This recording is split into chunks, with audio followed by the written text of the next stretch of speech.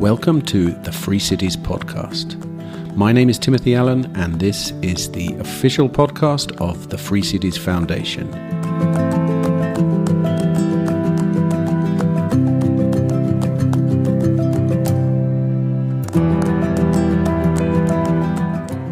Hello, and welcome to episode number 96 of the Free Cities podcast. Well, today I have for you my last recording from Prague's Bitcoin conference this year. Niko Jilch is an Austrian financial journalist who's been covering financial markets, monetary history and policy, and macroeconomics for over 10 years. Interestingly for me, though, he's been an advocate for gold for most of that time too. And as many of you know, I've been dying to get a gold bug on this show for quite some time. You know, we have a lot of Bitcoin advocates here who listen to us, so I'm happy to get the gold bug's perspective. I should warn you though, spoiler alert, Niko is also an evangelical Bitcoiner. So I'm trying my best. Anyway, in this long conversation, we cover a number of key financial topics, beginning with the historical and contemporary implications of socialism and or communism. Niko draws many parallels between the peaceful revolutions of 1989 in Eastern Europe and the potential situation we find ourselves in today in Western Europe vis-à-vis the emergence of Bitcoin as a digital gold and a vehicle that could be used to peacefully exit the current fiat system. Continue listening for more of Niko's takes on that, plus gold, stable coins, governance models, the Federal Reserve and central banking, plus his personal opinions on what might be your best practices to help you ride out the current wave of social and economic volatility that we are seeing, or at least many people are predicting in the world today. Just one note before I go to help you understand the conversation deeper. We spoke just after Donald Trump had declared his advocacy for Bitcoin at the US Libertarian National Convention. But the conversation was prior to his speech at the Bitcoin conference in Nashville. If you're a Bitcoiner, you'll understand the relevance of that. If you don't understand, probably not that important. And yes, of course, I now know that a US president can only serve 2 terms in total, even if there's a gap between them. I'm living and learning. Anyway, don't forget, our Free Cities yearly conference is getting closer now. I think it's about 6 weeks away. Make sure you've got your hotels and Airbnbs, etc. booked. Very excited about seeing you all there in Prague. Tickets, as always, at libertyinourlifetime.org. And don't forget, pack your smart clothes. Free Cities folk, in my experience, are very well dressed. So dust off your best frocks, ladies, and or your classic suit, gents, the one that you hardly ever get to wear anymore. And I'll see you there, of course. Before we do all that, there's one thing left for me to say to you, and that is to please sit back, relax, and enjoy my conversation with Niko Jilch.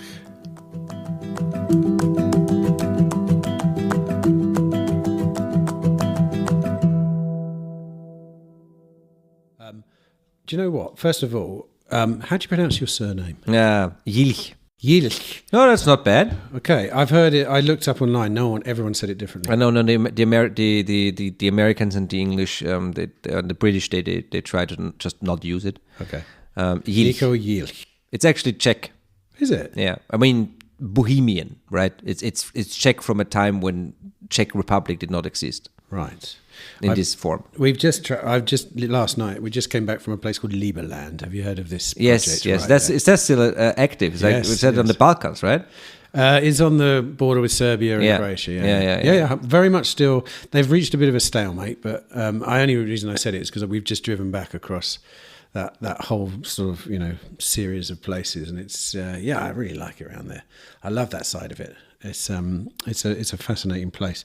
Yeah, me too. I like, because of the communism thing, that for some reason I didn't grow up in communism, but I'm obsessed with communism. I already started like in school. I was always the guy who would fight with the communists, like not physically, but like with arguments. And we do like a pre-scientific paper when you do in school when you're 18 in your last year. I would write that on the Red Terror under Lenin and Stalin, and I love everything about Eastern Europe. Almost everything. What's your feeling on the current European elections then? Because there's actually communists on the ballot this year, aren't there? We have communists on the ballot, yes. Yeah, in Austria. Really? Yeah. That's an interesting turn for the worst, I would imagine. I mean, the only way, if you could ever conceive the idea of communism being a good idea, is if you never like lived through it, right? And the people who like communism right now are those who are the furthest away from communism, which is Western Europe, or from real communism, or old style communism is Western Europe and the American universities, right? And of course, there's a long history, because there were people in. Have you seen the movie about the Ukraine, the Homodor, the New York Times? They were basically cheerleaders for Stalin for a long time.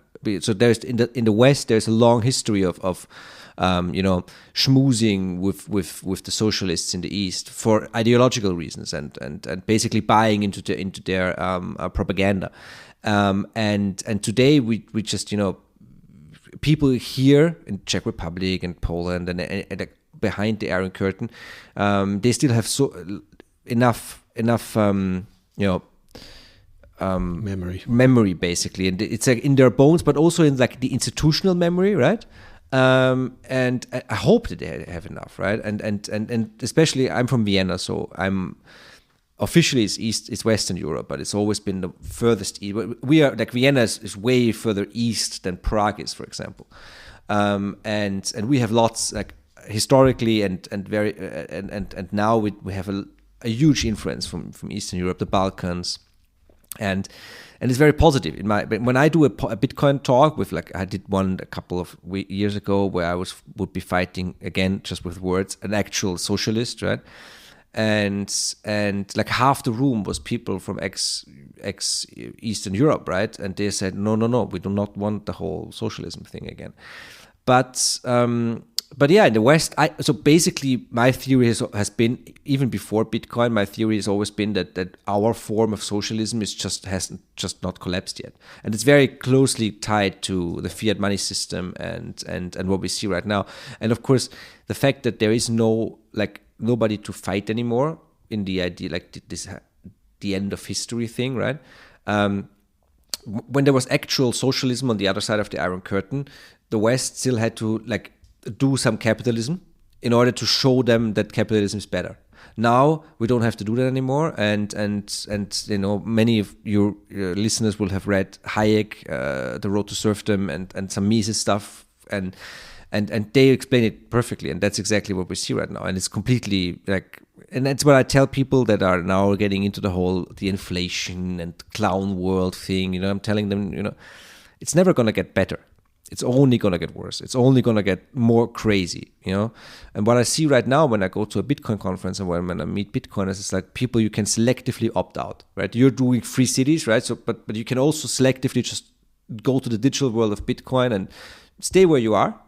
I think a lot about moving away because I'm afraid of what the EU is doing and whatever, but that's a different story.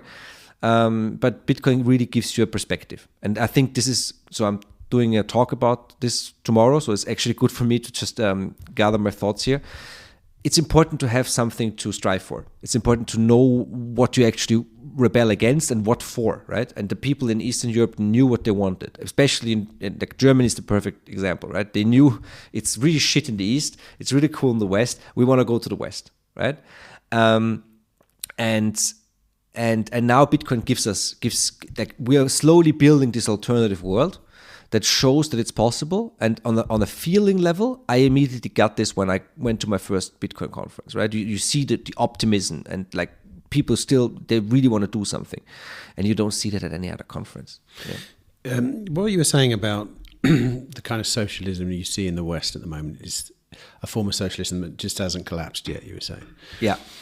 Do you think that when communism arose historically, it arose in a similar way? In the beginning, it wasn't noticed in the sense that it's kind of not being noticed at the moment? Or do you think we just have a softer version and it's not going anywhere? What do you mean it's not going anywhere? I mean, it's not getting worse. Oh, it's getting worse. Right, but do you know what I mean? Like, there's a difference between the kind of socialist ideas you see now and what happened behind the Iron Curtain. And you kind of have to get there, right?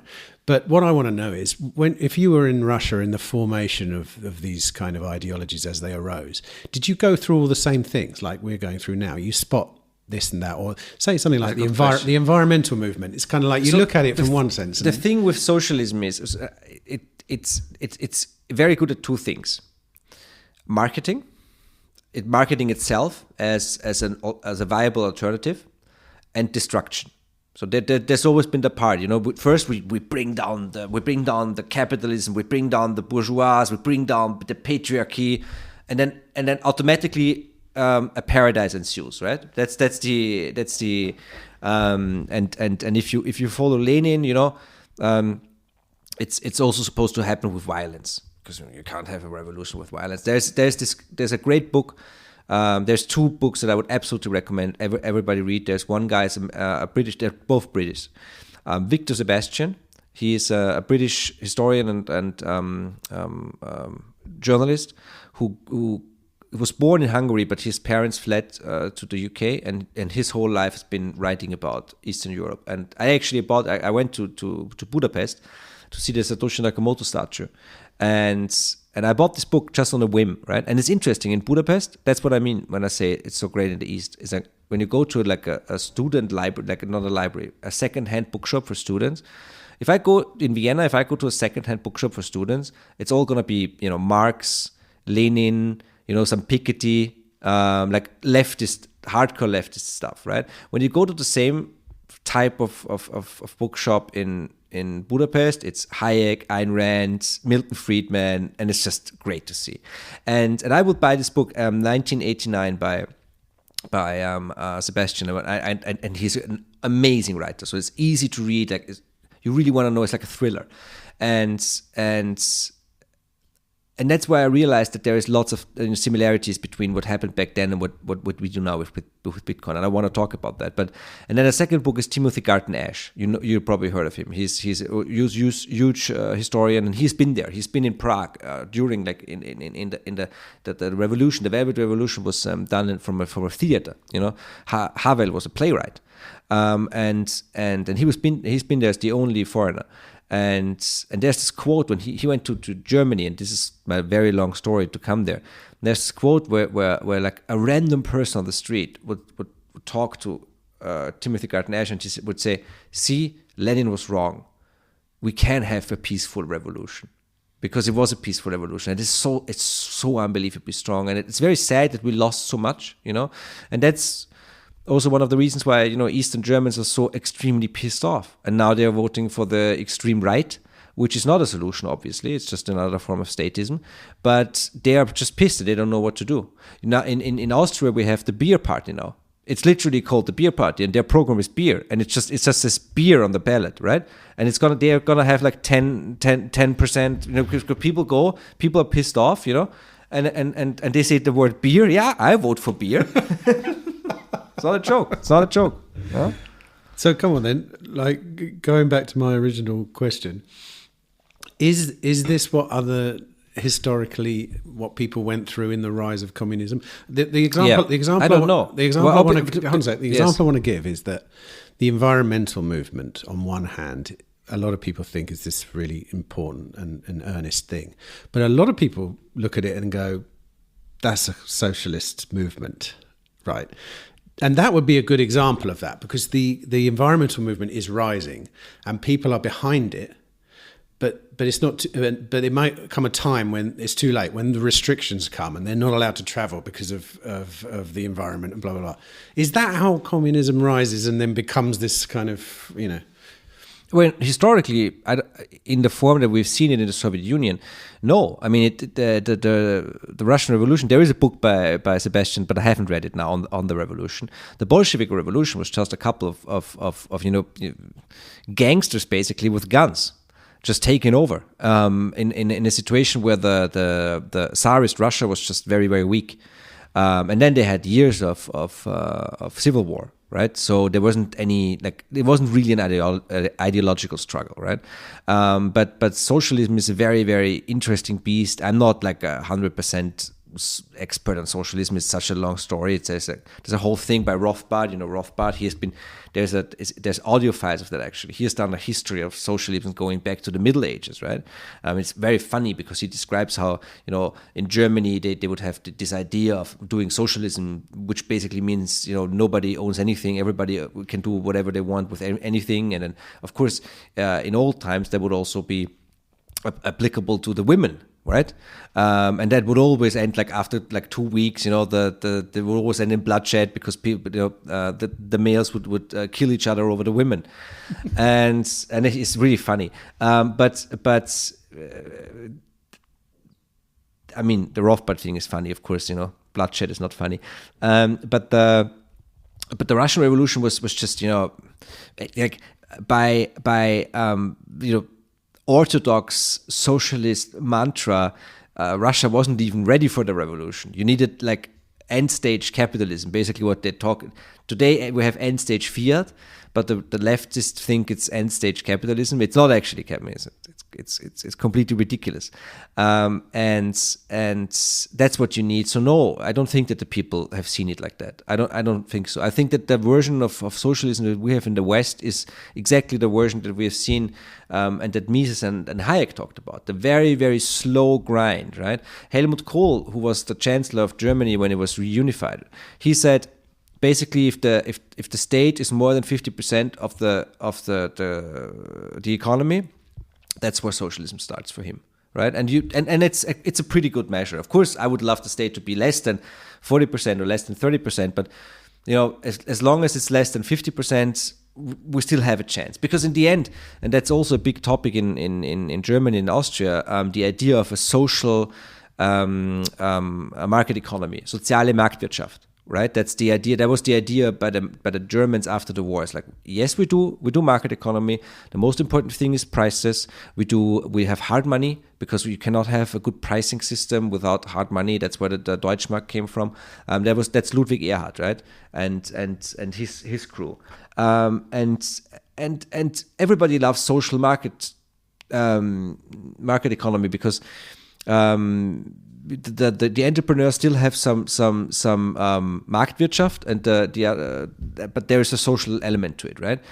But if you forget about where the money comes from the market, and you only, you know, think about who gets the money, then you start having problems, and that's what we see right now in the West, I think, and it's actually very clear that we see this, and the other stuff.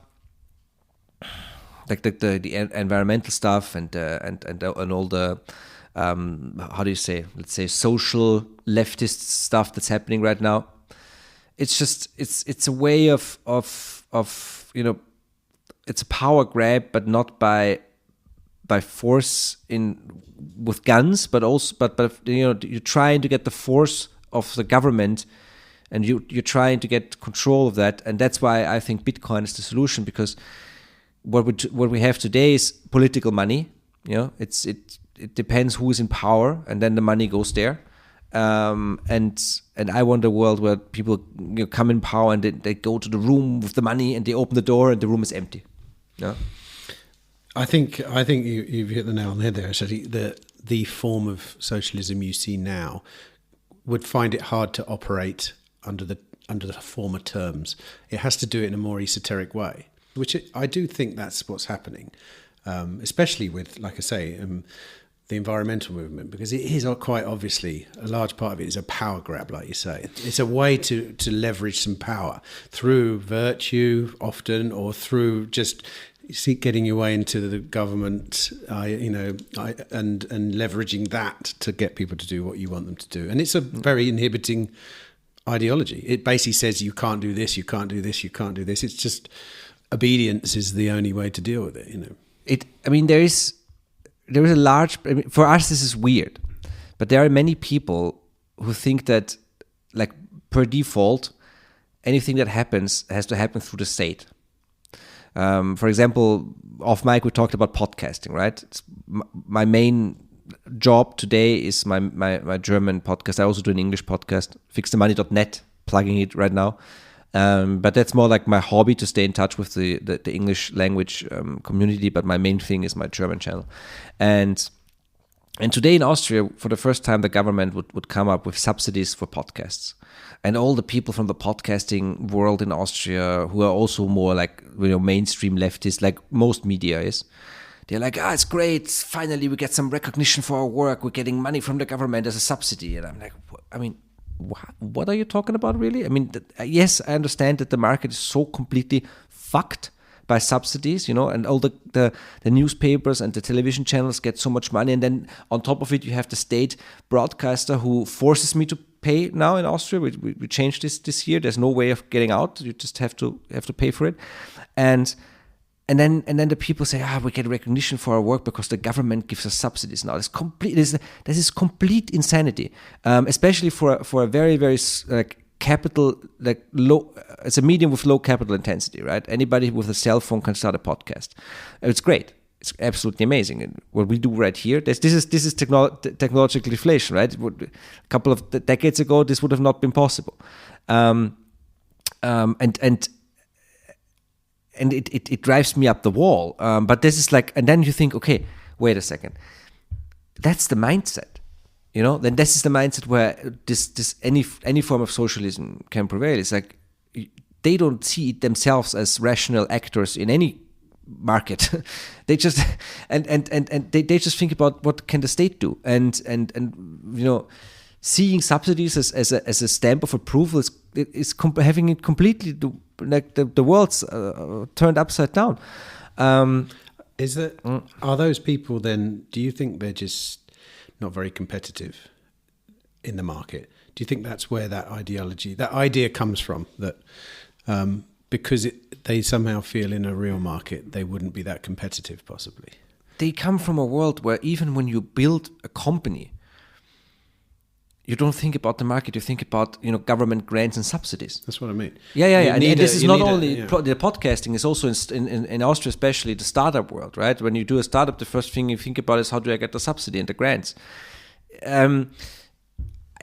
In a way, yes. There are some independent podcasting producers or podcasters in Austria who do not talk about that, and the big ones, the ones that are actually really successful, they don't care. Right, because they are way out of that.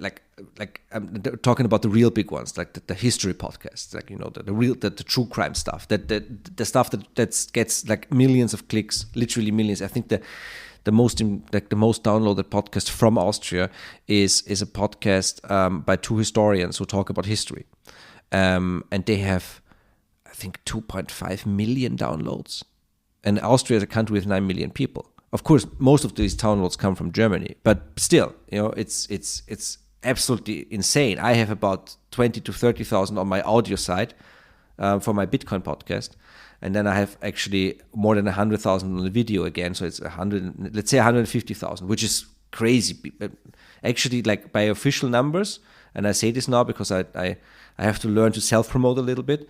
By official numbers, my Bitcoin podcast is not only the only Bitcoin podcast in Austria, it's also the biggest finance podcast, and it's also the biggest economics podcast in Austria, because people do care about Bitcoin, and they care about Bitcoin more than they care about stocks or bonds or any other thing that people, or even the environment, to be honest.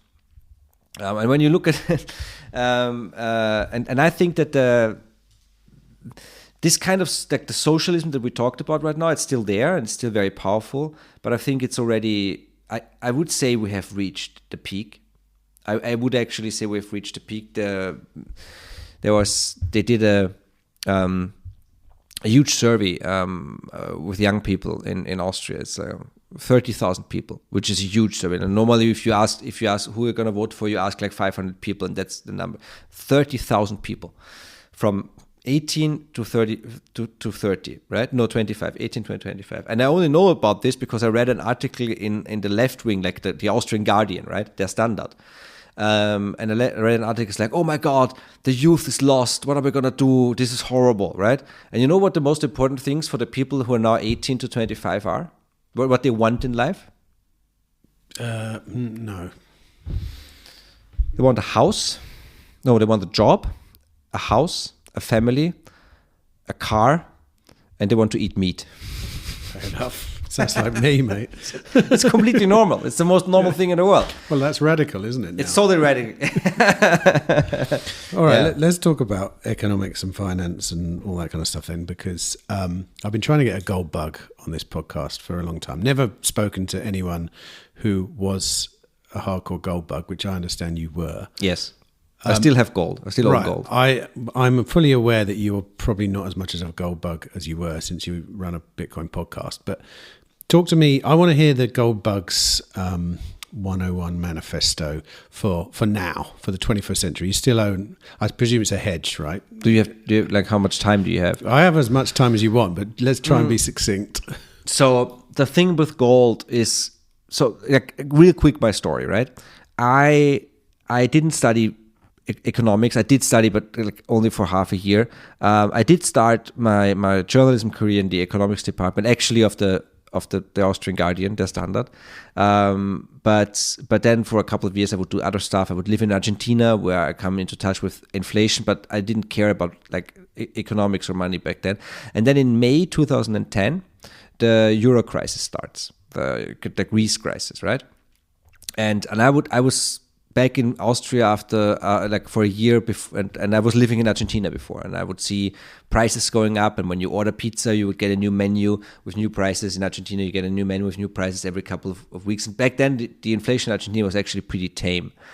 And then we have the Euro crisis, and on the first weekend of May, we have the first crisis meeting in Brussels. So all the big heads of state, the first bailout package for Greece. Yeah?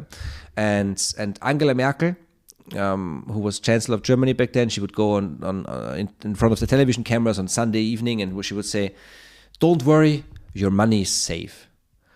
And all my Argentina-trained senses, like all the alarms went off. It's like with the most powerful person in Europe, if that's in her head, right? It's like the question of the money is safe or not, then we have a real problem here.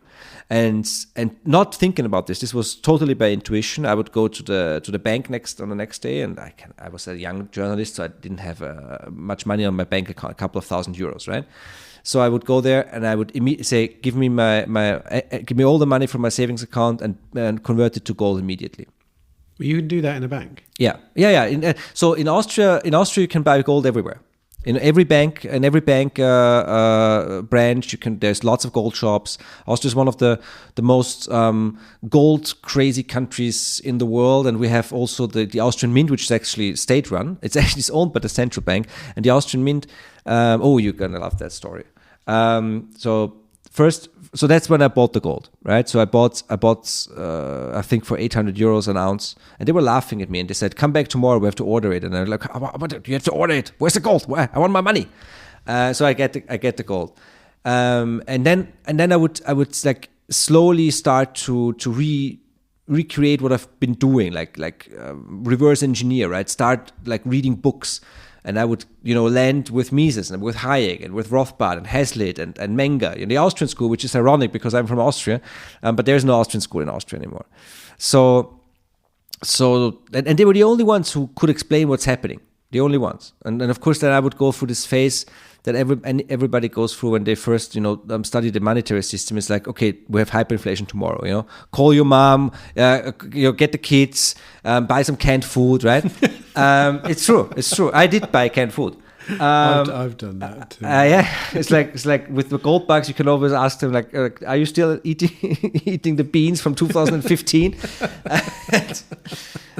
So Austria is a very big gold country. The Austrians own about 800 tons of gold privately, which is more than double what the government owns. The government owns about 280 tons. But the interesting thing is that in 1989, when apartheid came to an end in South Africa, all the gold that came from South Africa, all the gold that you can buy was Krugerrands, right? That was the only coin.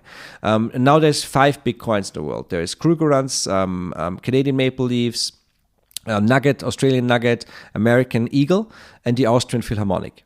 And the Austrian Philharmonic is the only, and all the other coins came from this time when the markets saw an opportunity because the South Africans were out of the business for a while, and the Austrian Philharmonic is the only coin that's coming from a country that's not a traditional gold producer. So we never had a lot of gold in Austria producing wise.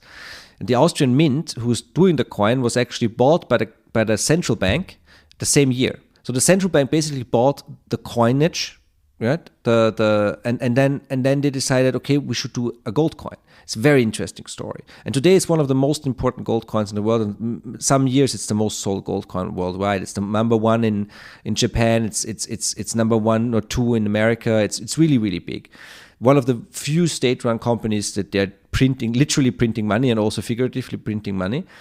And the funny thing is, and I say this because you're from the UK, is it was that the Austrian Mint was founded 800 years ago, when Richard Lionheart he was traveling back, I think, from Jerusalem or something. I'm not sure. Like the English king, right? He was traveling back, and he would, and it also started with a coin. He would try to pay with a British coin in Austria. And Austria and Britain were enemies.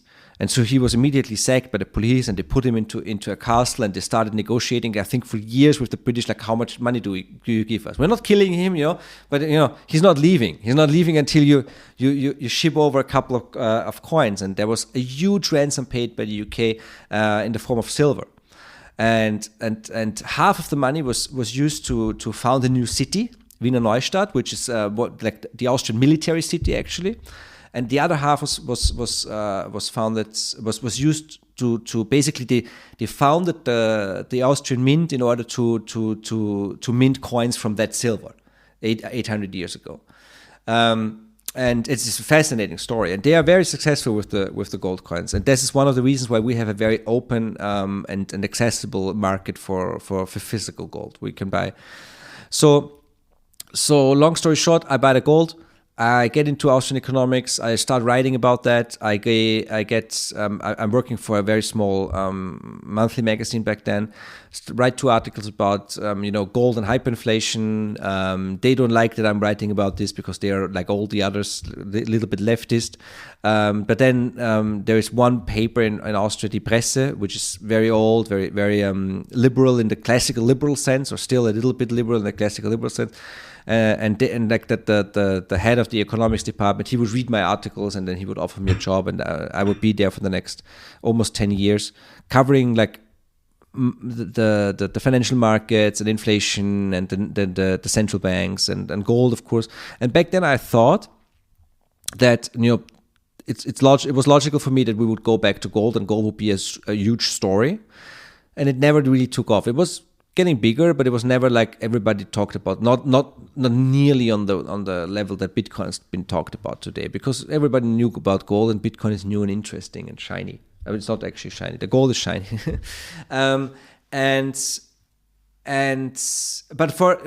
The gold was also a reason, like structurally, why I didn't get into Bitcoin too early. I knew about Bitcoin in 2013. I wrote my first article. I actually bought the first Bitcoin, but I sold it back afterwards again.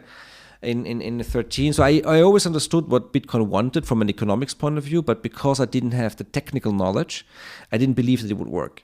I thought that the governments would go back to some sort of gold, but not a gold standard. This is what I had to learn for this is the hardest thing to learn for a gold bug is actually that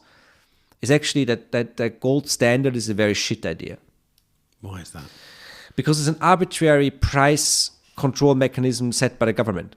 And the second problem is that you can always just suspend it. It's like there's a gold standard yesterday, but there's no gold standard today. What are you going to do about it, right?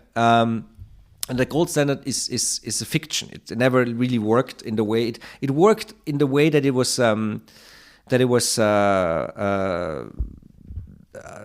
it worked in a way that it was some sort of restriction on the money supply growth, yes, but it never worked like in a magical way that some gold bugs think it does. And it's actually, and the Bitcoiners on the other hand, the Bitcoiners are worried about like the Americans took away the gold. Why did they take away the gold from them? Not because they didn't like they took it because they needed it for the international gold standard.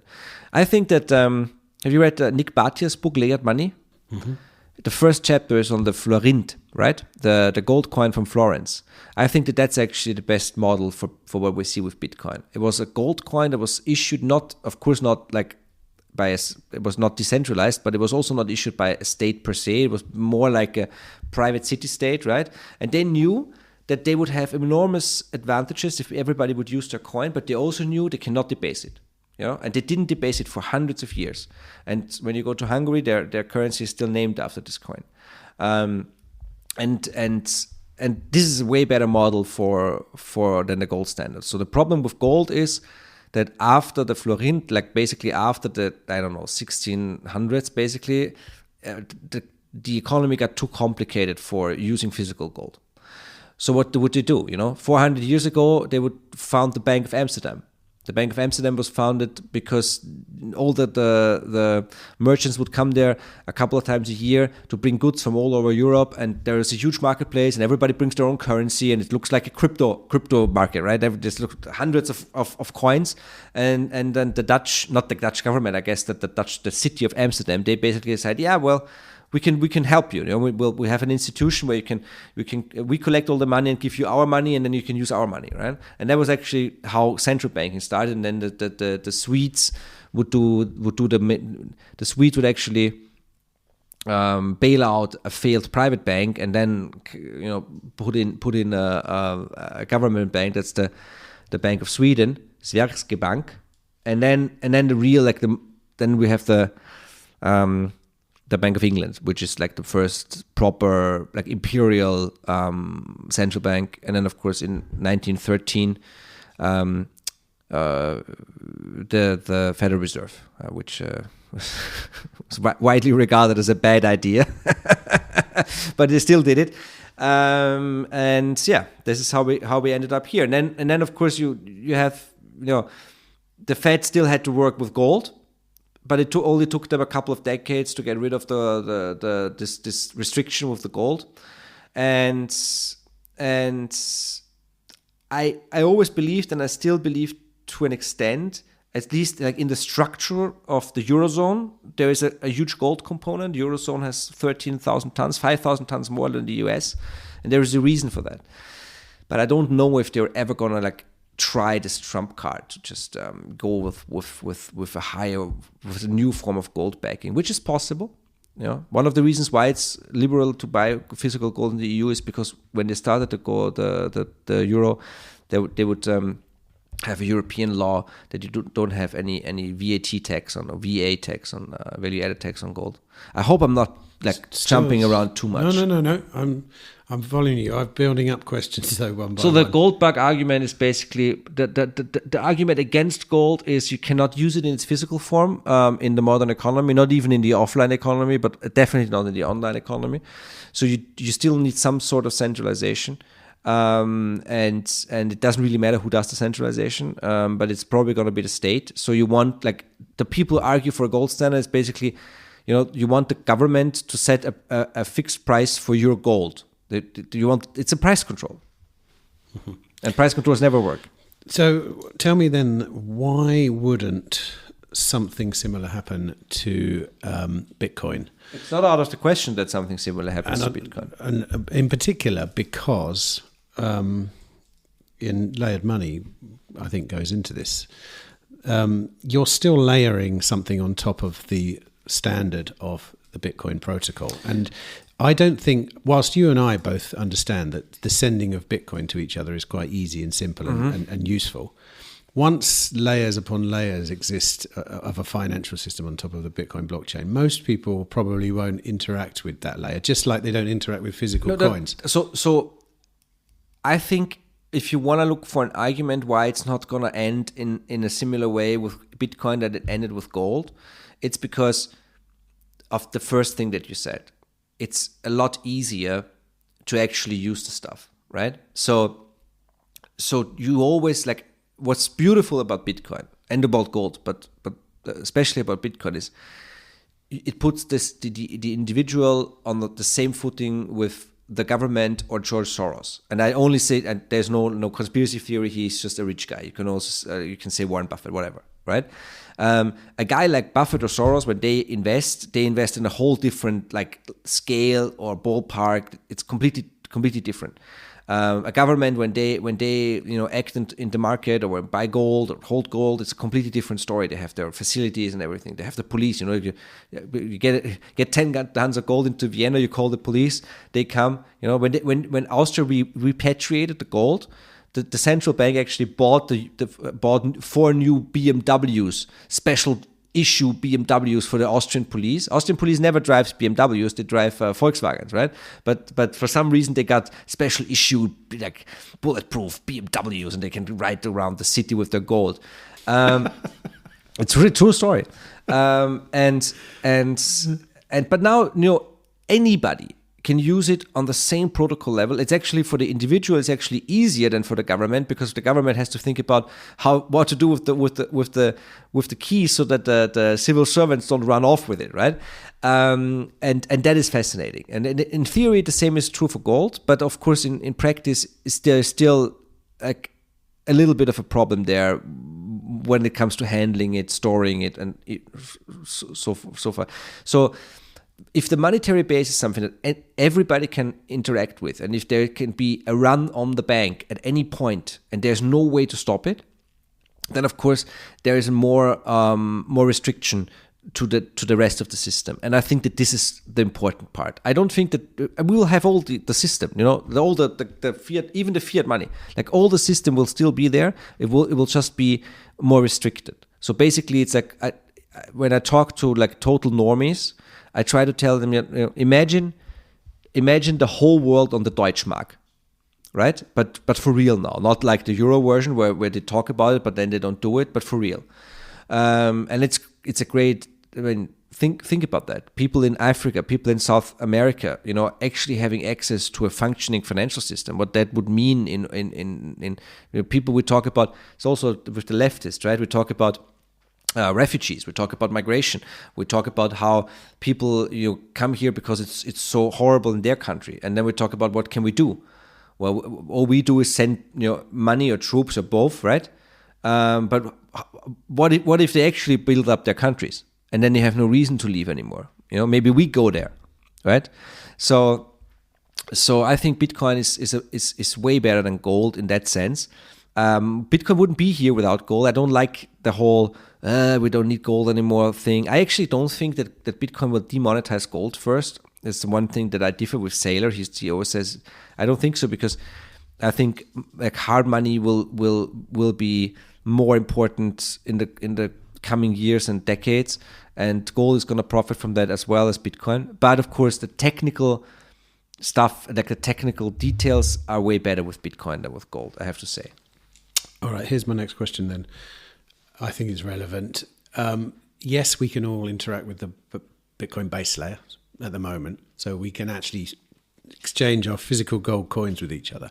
But that doesn't appear that will stay like that indefinitely, because of prohibitive cost, one thing. I mean, as the price goes up, the cost of a transaction goes up prohibitively. And that means that if you have very small amounts of Bitcoin in particular, which may still equate to 5,000 euros worth of Bitcoin in real terms, you may well consider it prohibitively expensive to send it between you and me. So we might then decide to revert to a second layer, which might be the same thing that people went through when they gave up the gold coins for Austrian central bank. I understand.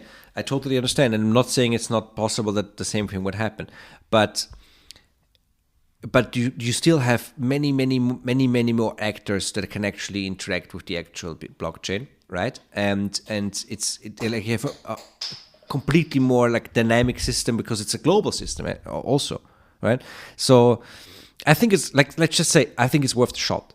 I don't know if it's gonna work like, but it's definitely gonna work better than what we have now. I mean, and what we have now is so horrible that there is no risk of trying something else anyway. It's like there's nothing to lose, right?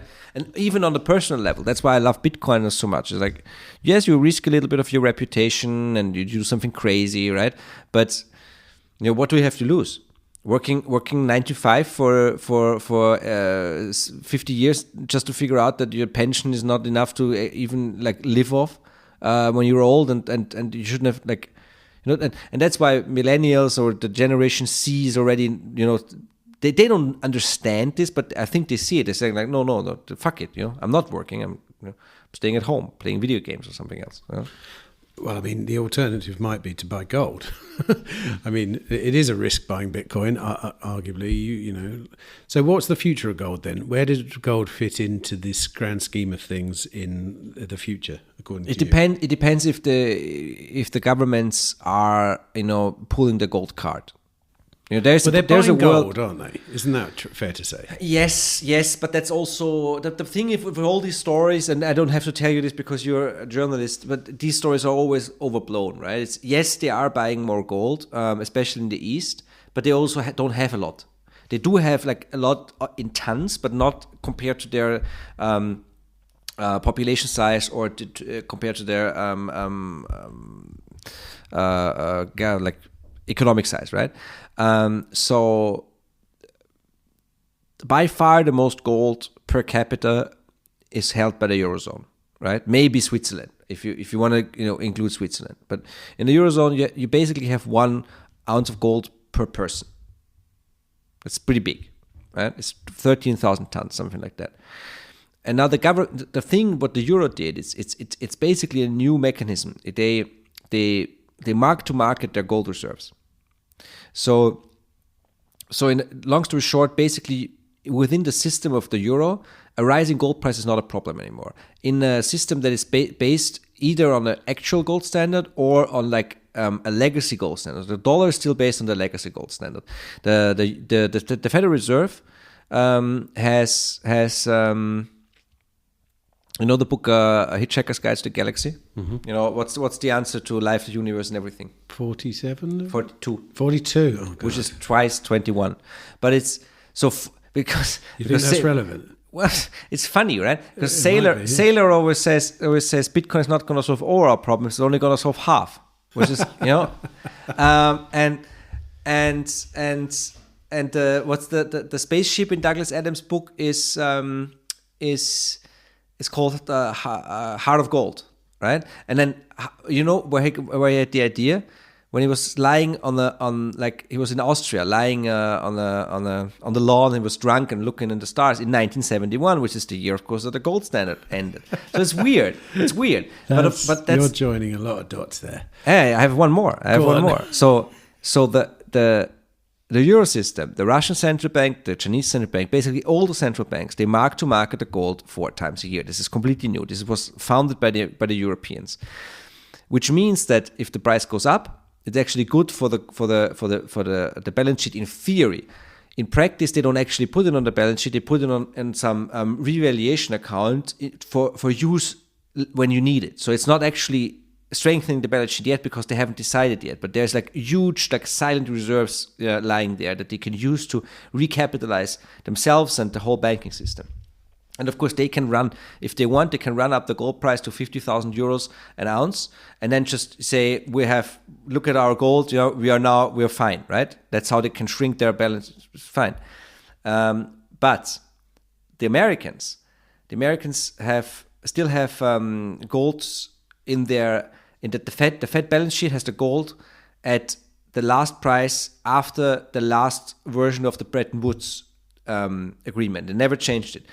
So the price that they have is $42 an ounce. That's why I asked you for the answer to life, universe, and everything. It's actually 42.22, which is the last price after like the last remnant of the I think it ended in 73. There was like 1 or 2 other versions. The problem with currency schemes, like international currency schemes, like there's always some stupid conference and then they come up with some stupid new idea, and people never really see it, right? People in Argentina have lived through 17 hyperinflations and currency reforms, but they're still using the peso. Yeah. So this is pretty sticky, that stuff. But yeah, I mean, I'm not ruling out that gold will play a role in recapitalizing the central banking system, but I think that they are, they've been waiting way too long, and I don't know if they still can do it, because now we have Bitcoin. And then the question is, what are the Americans doing now? It's absolutely insane. Now Trump is talking about Bitcoin. I mean, this is way too quick in my opinion, but it's happening. And of course, the Americans are the Americans. It's always how it's been, no? The Chinese plan for 5,000 years, Russia plans for 500 years, Europe plans for 100 years, and the Americans are riding in on a on horseback with a shotgun and a cowboy hat and surprise everyone and always win. Why are you still holding gold then? What's your main thesis? I hold it because it's the only investment that I ever did that I didn't fuck up. Can't let go of it, you mean? Someone told me that earlier when I said it's savings. It's just a form of. I'm not investing in it, and I also see Bitcoin as a form of savings. But and I actually only took Bitcoin seriously so late. So I always say this because I don't even own a lot of Bitcoin, because it took me until 2020, until almost the old time high, to see, okay, shit, this is real. And it took me 7 years, and it really got real when I saw, okay, you had the chance to buy it at 300, you had the chance to buy it at 200, you had the chance to buy it at 1,000, you could have bought it at 3,000. Now it's in the 5 digits, well into the 5 digits, and you idiot you have to sell gold in order to get some Bitcoin, right? And that was the point of no return when I actually sold gold to buy Bitcoin. But I didn't sell all the gold. I should have, like on paper, but I should have also never bought the gold. I should have bought the S&P 500 index, right? So I don't know. It's shiny. I like it. It's shiny, and I think that there will be some sort of market between gold and Bitcoin. Some street market, and then it's good to be on both sides, I think. But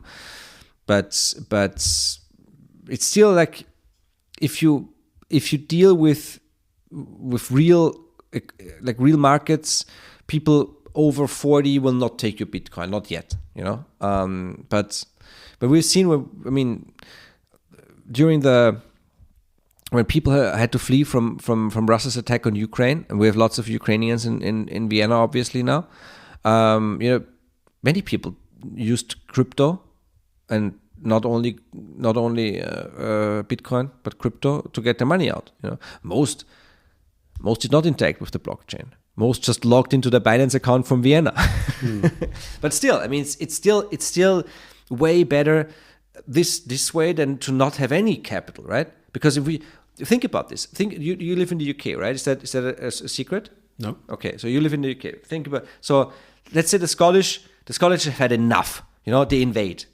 Yeah, with the support of the Americans and the Chinese and the Russians. Everybody's behind the Scottish, so you have no chance. You have to flee, right?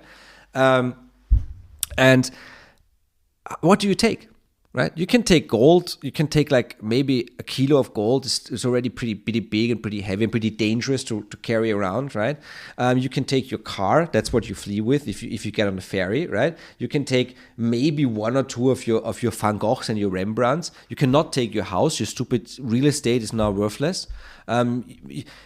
You have stock in a British account. First of all, the stocks are now going down because the Scottish are winning every battle. But of course, even you don't know when you're fleeing to Paris. Let's say you don't know if you can have access to that when you log into when you are in Paris, right?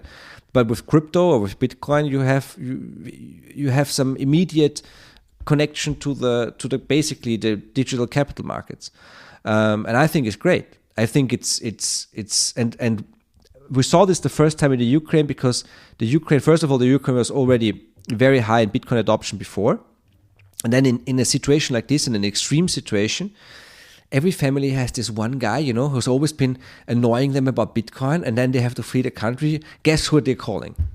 Yeah. Okay, talking of fleeing countries, then let's talk about your talk that you're doing here at BTC Prague, because it's very interesting, and we'll going back to the socialist stuff as well, which is I find extremely interesting. So your talk is actually called "Lessons from 1989."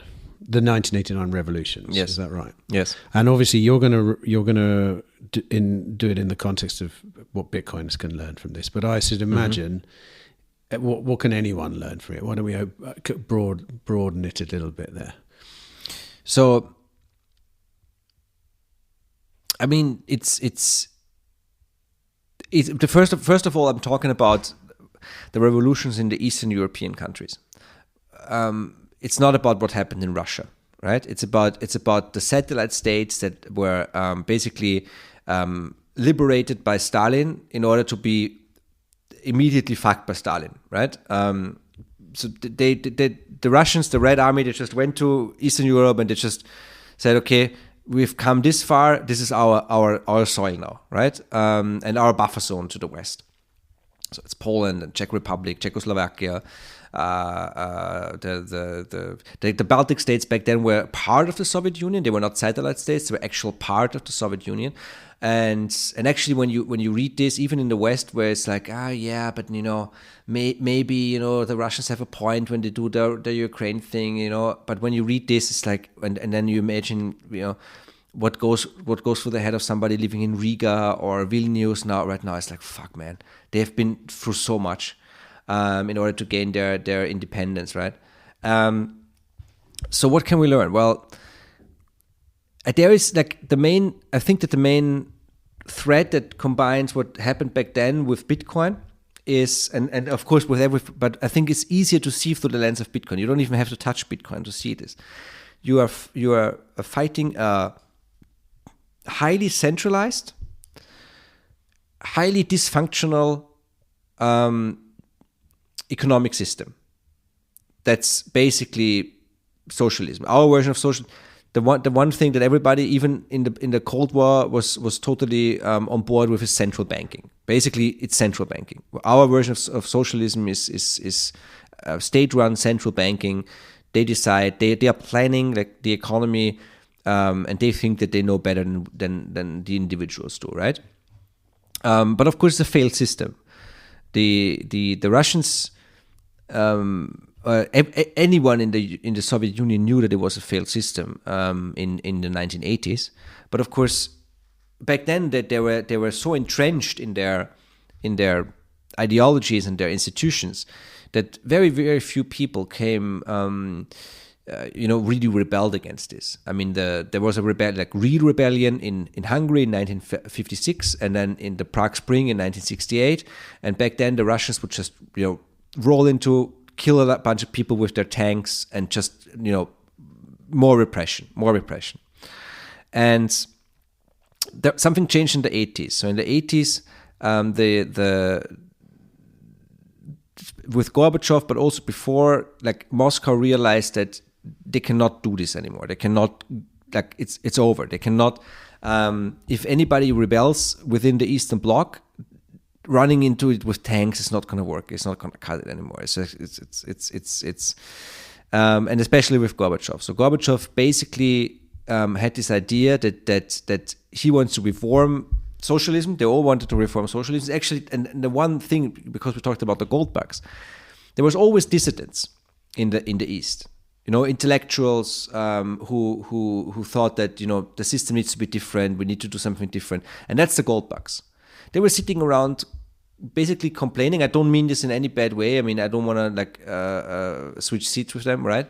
But they didn't have any real concept of what they wanted. They just knew that something's off, right? And that's the gold bugs. And the Bitcoiners are like, now we're doing this differently now. This is happening whether you want it or not. And that's the actual rebellion, right? And this is interesting because it also got, I don't know if it's true, but it's very interesting to see that the center, what's the center of our system today? It's Washington, right? And the center in the East was Moscow. And the center seems to lose interest in holding its cronies and its empire, basically. The Russian Empire, the Soviet Empire, they just decided it's not worth it anymore. We can't just roll into Warsaw or Prague or Budapest anymore, kill a bunch of people. Why? They hate us. We don't like them very much. The elites are super corrupt. You know, whoever we put there, they're gonna be just as corrupt as the guy before. It's completely pointless. So it only worked. That's what I'm saying. It only worked in 1989 because at some point the governments realized the Russians are not gonna save us this time, and then the governments started negotiating with the rebels. And it's funny because where did it all start? You know, the workers' paradise was brought down by the workers. The actual workers' revolution was not in 1917; it was in 1989. Lech Walesa was working in the shipyard, right? I think he was the mechanic or electrician. I'm not sure. I think electrician. So. And I'm sorry for butchering his name. I know it's okay, something like that. I don't know. It's so and the things you learn. Well, one of the things that you learn is prodding the system and like doing little cuts into the system works. That's one of the things that, you know, they literally, like, opening the Iron Curtain was a very gradual step. First, the Eastern Germans would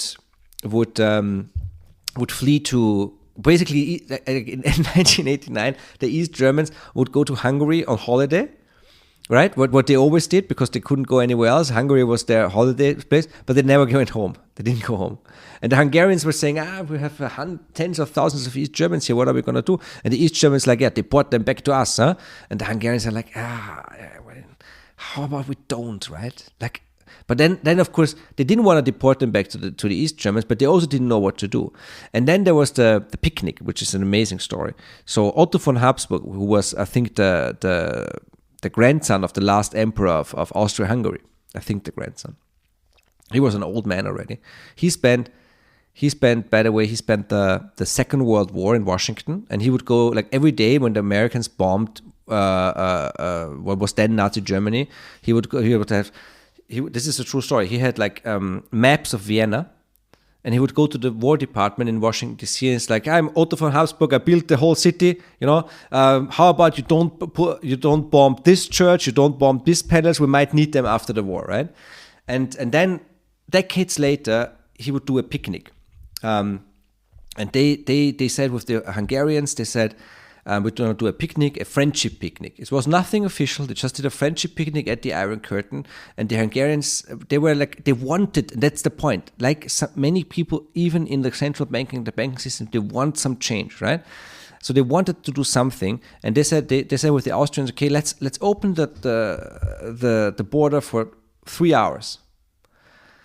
And then, of course, there was no internet and no news, you know, and the Eastern Germans who were living there, they didn't even believe it, but they would go there, you know, and they would literally, like, it was like the Hungarians and the Austrians, like, just go there, go to the things, and the Hungarian army, who would shoot them 2 days before, they would literally help them through the Iron Curtain. They would, like, hold up the barbed wire and just send them to Austria, right? And then when it all came crashing down, when there was more and more East Germans, and this is I love this story, when there's more and more East Germans coming with the Trabis, you know, the Trabis, the cars that they were building in East Germany, they're a huge thing in Germany, a cult thing, because there was like one car and you had to wait for it for 8 years to get it. Everybody had the same car. If you're not, there was Trabis and Wartburgs. Wartburgs was for the nomenclatura, the people in the party and the Stasi, and the Trabi was for the normal people, right? The Trabi was extremely dirty. There was no, like, it was basically just running on coal, right? It's also actually interesting that the Soviet Union, especially Eastern Germany, was super, super dirty, extremely bad for the environment because they used so much coal and stuff. And the Trabi was not actually running on coal, but petrol. And when the border fell for good, Eastern Germany actually suspended their own environmental laws in order to have the Eastern Germans come in with the Trabis, because these cars were not allowed on Western German streets back then. So you have to, poke holes into the walls and into the Iron Curtain. That's one thing. The second thing, and this is very important, especially in Prague, I think when you look at if you really want to compartmentalize it like that, the Poles, it all started in Poland. It all started at the Lenin shipyard in Gdansk. But the intellectual way that the Czechs did it was on a different level, because the Czechs are they're very funny people. They're artists and intellectuals, and the Czechs they Václav Havel wrote about this years before, right? And he said this one thing. He said, if you want to be free, you have to live as if you were. This is extremely important. You have to show yourself and the world that it's possible. And if enough people do this, no power in the world can stop you. And of course, it sounds like a very Mahatma Gandhi, just feel it, but it's true. So they needed to that's the second thing. You have to just do it. Who's going to stop you, right? You just have to, like, it's like this idea of, it's 1 a.m. And you're standing at the intersection, like as a pedestrian, you're standing at the intersection, you're waiting for it to turn green. There's no car 100 kilometers this way, no, but you're still waiting, right? This is also important. And then there's the one other really important thing, and this is something that we touched on, is media. They had their own media machinery. That the Poles, for example, when they had their negotiations between the government literally said, before we give you the television, we give you the secret police. They didn't want to get. And so one of the most important things was to get on television, to have a voice of the opposition on television, because first of all, you need to get the message out, and second, you needed to get you need to show people that this is serious, that this is actually happening. And the second important role of the media, of course, was that especially in West Germany and East Germany, they had access to Western media anyway. And everybody was consuming Western media anyway. But if you could get it. But it was completely different. I mean, it's different than today. But it's important. That's why we are sitting here right now. That's why you do a podcast. That's why I do a podcast. That's why there's so much going on around Bitcoin and around other topics, is that you have to build your own information channels. It's not you cannot wait until somebody at the state television decides, interesting, maybe we should bring down central banking. That's not how it works, right? And then so it is death by 1,000 cuts. It's you have to live free in order. You have to risk something, of course, right? And then you have to have your own media. This is some of the most important lessons that I took from what I've read about 1989.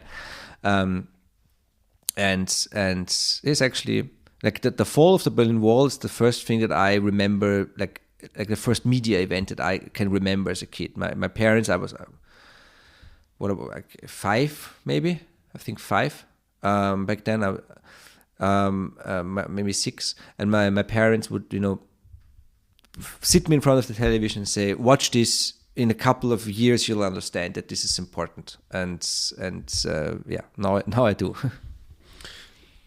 Yeah, I mean, I'm just trying to think what my first. When were you born? What year were you born? 83. Yeah, I'm 71. You see, I probably remember a few royal weddings, which is mundane, but when was Kennedy shot? No, I don't remember that. When Kennedy was shot, the Bank of England, there was no communication between America and the Bank of England, because for time and telephone line reasons, but the Bank of England just cut interest rates regardless. They just said, it's probably a good idea to flood the system with money. What about, going back to the 1989 thing, what about the mechanics of it? Because something I often think about with regards to Bitcoin is the kind of hockey stick shape of adoption or whatever. And I do wonder, a lot of people think it's a gradually then suddenly thing, and you can get a sense. You can get a sense of it though, because you can, it happens in other parts of society. Look at the COVID times when suddenly all the shops are empty. The thing is that when you really look at it, Bitcoin, I mean, I don't know if you have looked at the whole power law thing in Bitcoin. It's basically the idea, so we're sitting here, there's a plant, right? It's basically the idea that Bitcoin as a network grows like a plant. You know, it grows in the same orders of magnitude, but we already have grown so far, like the time of extreme growth is already at an end. And basically that is like, if you see it as an organism, and it is an organism because Bitcoin is just people, right? The best way to do it, and this is actually something I could talk about tomorrow. It's not in my slides, but it's the truth, and it's also the truth for 1989. You need to take the path of least resistance, because you know the goal anyway. The goal for the rebels in Poland and in Prague and in Hungary, the goal was not to topple the government. That wasn't their goal. Their goal was, a couple of minor concessions, a little bit more money, a little bit more rights, paid maternity leave. You know how it all started. It all started in 1980 actually. Solidarność, the union, the free union that was not run by the communists. It was founded in 1980. 9 years before it all came crashing down, and in between, the Polish government actually, they declared martial law and illegalized Solidarność for 9 years, and it all started in August 1980, August 14th to August 16th, 1980, and what's his name? Lech Walesa? Valenza. I'm sorry, Polish people. I'm very sorry. We're all very sorry. And he came up with a list of demands that they had for the government. The workers had a list of demands. It was mostly about money, basically, right? It was also about the inflation and the price controls and so. Guess how many points were on that list? I don't know, 10. 21. It was 21, and then 9 years later, so it's more like the path. They had negotiations with the government, and the government back then thought that if they give them a little bit, they will stay in power. They weren't afraid about collapsing of socialism and collapsing. This was not what they were talking about. When the Berlin Wall came down, Eastern Germans. We have this picture in our head that all the country, they basically just left. But the fact of the matter is that everybody who wanted to leave was already in Western Germany by that point. That the Eastern Germans, they were basically at some point they just got rid of the people that didn't like them. They arrested them, sat them down, and said, "Okay, you have a choice. You either go to jail for the next 15 years, or you can go to the West today." And it's like, and one of the guys who did that, one of the Eastern Germans who did that, was literally the choice between heaven or hell, but they were afraid because they said if everybody who's in opposition to the government just leaves, things are never going to get better at home, and everybody had family and whatever. Okay, but the point is this: they didn't think that it was going to come down. Even when the wall came down, there was not immediate. It was not immediately clear that this would bring about reunification. People in the East, they would just go to the West, get their money. They get 100 marks for free. Go do some shopping, buy some shoes, buy some Western newspaper, and go back to the East. And well, I mean, you must know this yourself as a journalist. When you report on things like that, which I have, I didn't report on the fall of the Berlin Wall, but I've reported on many events that are very localized. Yeah. And I would almost, you when you're in the thick of the moment, everything around you looks like it's complete chaos. But if you walk, a quarter of a mile that way, people are just living their lives as normal. Exactly. And I think that is probably a part of what happened in that situation, because it's happened in every single situation like that I've been in. People are just living their lives, and like what's going on in front of media lenses is often a very distilled version of what's happening that doesn't actually relate to real life. It was the biggest peaceful revolution probably in history, successful peaceful revolution. The only violence you had was in Romania.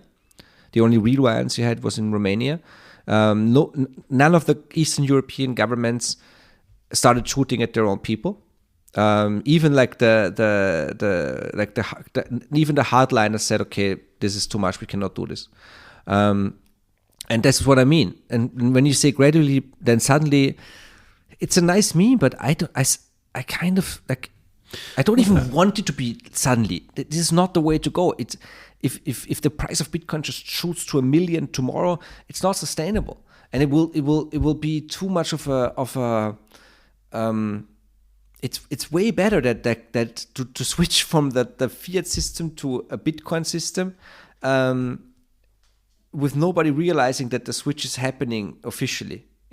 Like and most monetary changes are like that. And when I say bring downs, and I have no problem with anybody working in a central bank. They're just human. I think central banking is just a very inefficient, a very stupid way to run an economy. But I don't think that the central banks are just gonna go away. I think that they are just gonna find their place in the Bitcoin economy at some point.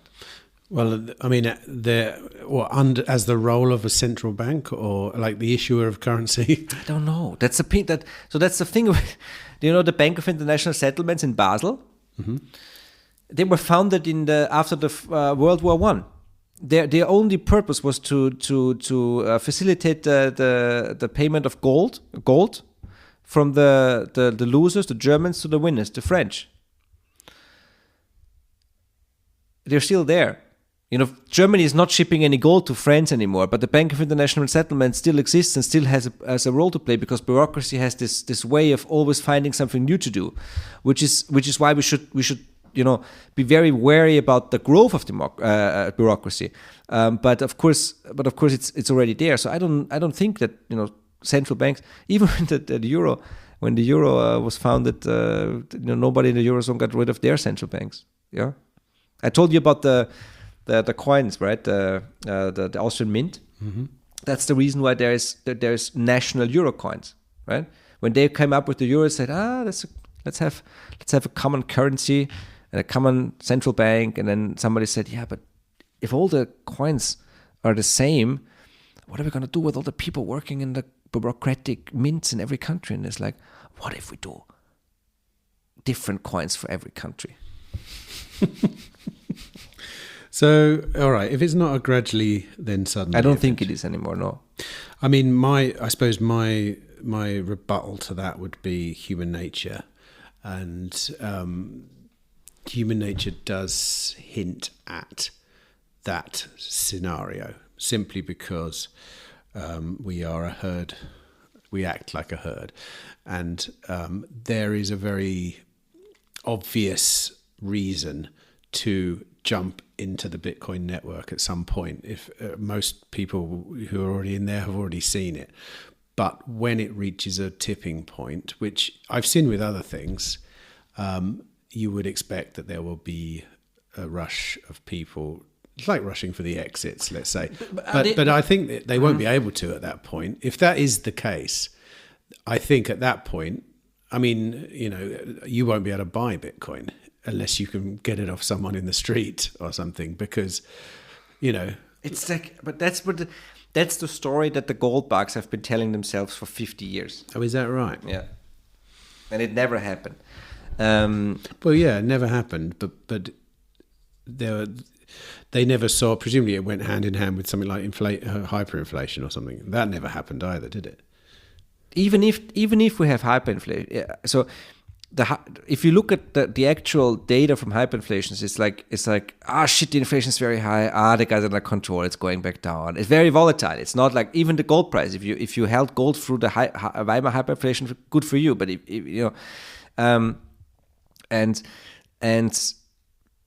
I just think that what we've seen so far is the better way to adopt Bitcoin. That's what I think. So if we really think about how this is going to be successful, it's not going to be an event. It's a process. And do people adopt it? Yes, but maybe you don't. Maybe you don't even buy Bitcoin. Maybe you start a job at a Bitcoin firm. There's when you go to a crypto exchange, big crypto exchange, and ask how many people own Bitcoin there, it's not going to be 50%. They just earn their fiat and get drunk, and that's it. It's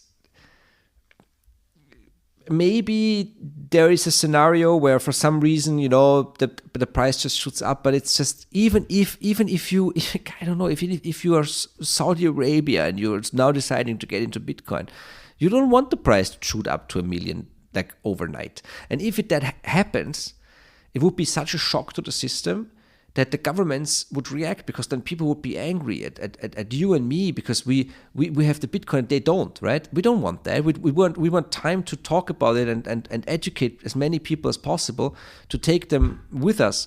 And all right, then what would, if you using the analogy of 1989, there was an inflection point in 1989 that was very obvious to people. What's the Bitcoin inflection point then? What was the inflection point in 1989, in your opinion? Literal states forming out of the collapse of a bigger state. So you knew what was going on. But the rebellion was long before the Soviet Union really dissolved. That's what I'm saying. Is they basically got rid of. It was a very gradual process. It was absolutely not suddenly. There was a very gradual process, and even within the states, right? Because it was always dangerous, like it's dangerous today.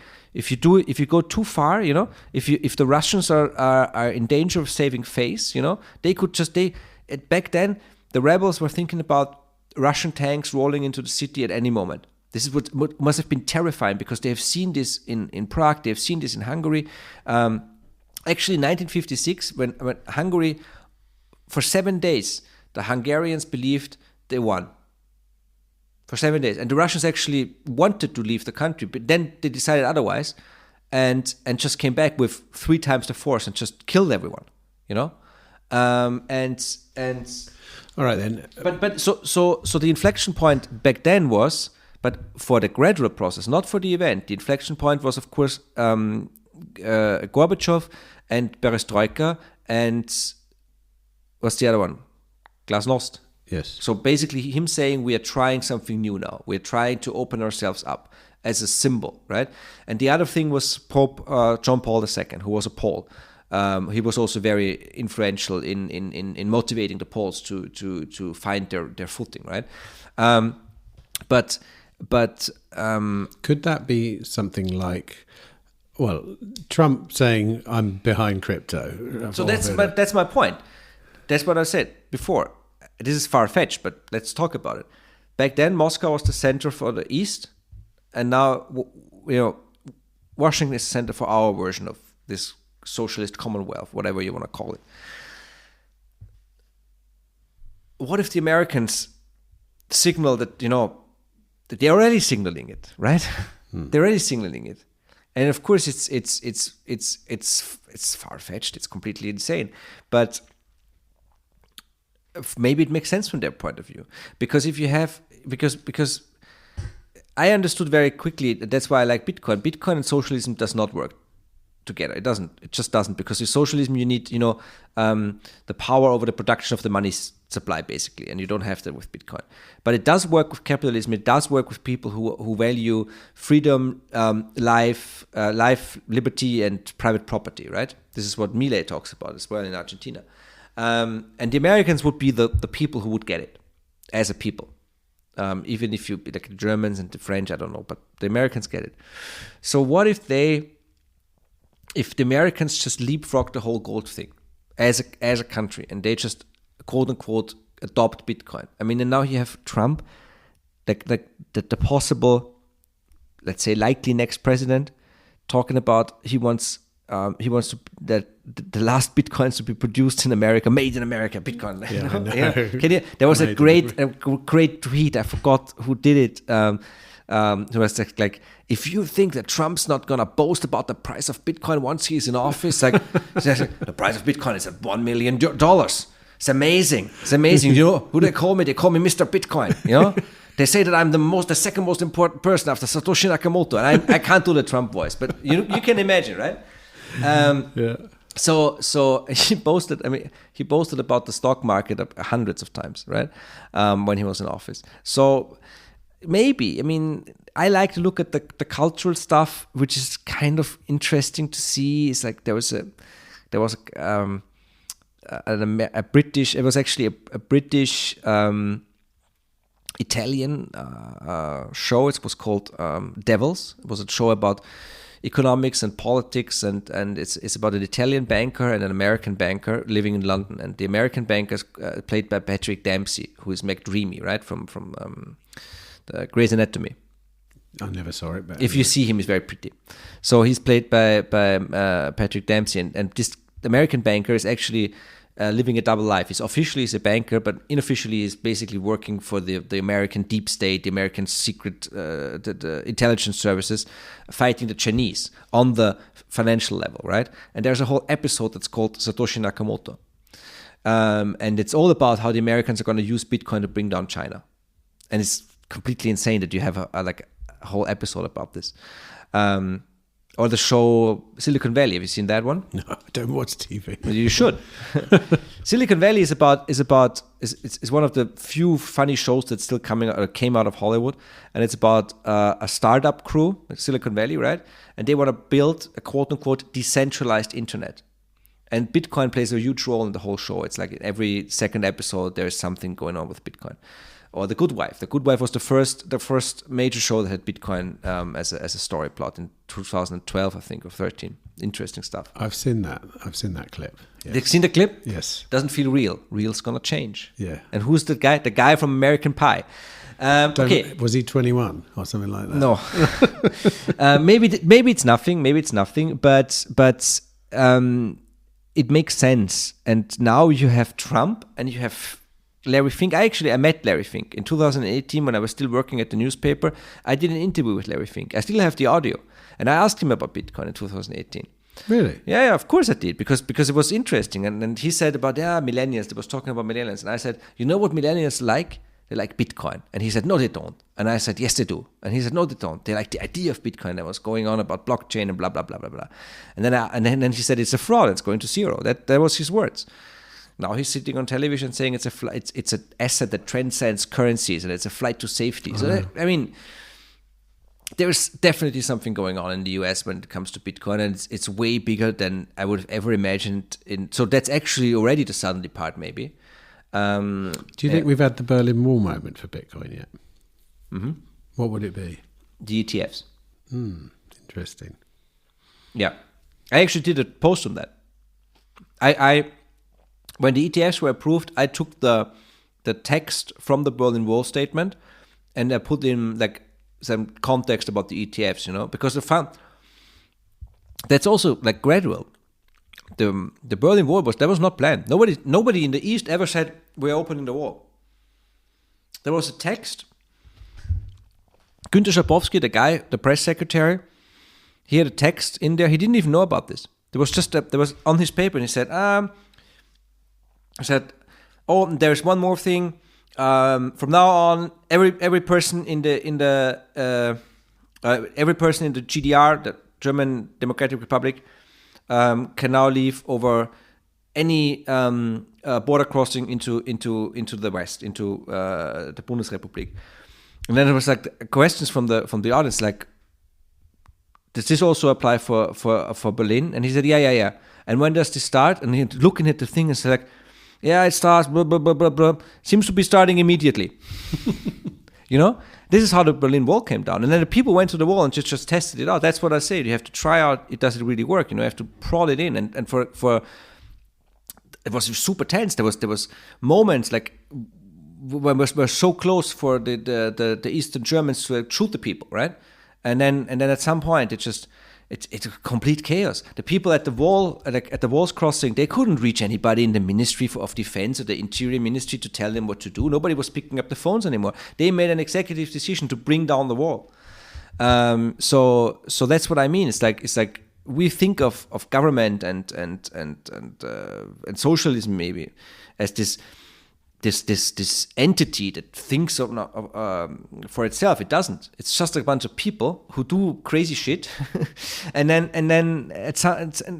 there are these moments, and I think that the ETF is the moment, because all the stuff that was like the FUD, right? The environmental stuff, right? All the stuff that was said about Bitcoin, it's a Ponzi scheme. It's it boils the oceans. If BlackRock now does Bitcoin, the media is gonna change their tune immediately, and they already started to do that, right? So yeah, I think I would say that it was this moment. Yeah. Interestingly, was it the last episode of this podcast? I spoke with a institutional Bitcoin guy. His name is Glenn Cameron, and we talked a lot about the ETFs, because my interest in the ETFs was, and you were mentioning Larry Fink there, was because he had such a turnaround. I was instantly suspicious. So you go from it's money laundering to it's a flight to safety, and when we were speaking, we kind of, which is the same thing anyway. Right. But when we were speaking, there were a number of things that sort of came up, and there was it was obviously that someone somewhere was deciding, okay, Bitcoin's legit now. So that can either be nefarious, or it can be they just want to make money, or it can be a number of things. But what Glenn spoke about was that he felt uneasy about was the fact that now an Ethereum ETF is here, right?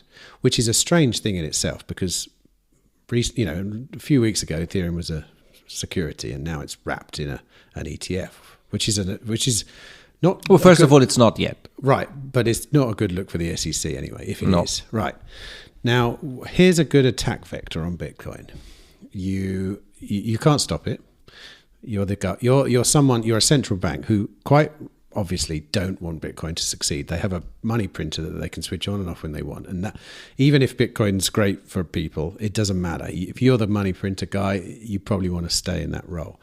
So why don't you suddenly say it's amazing, get behind it, then by association mix it up with a bunch of other tokens. I mean, if ETFs come for ETH, what's stopping them coming for Shiba Inu, whatever?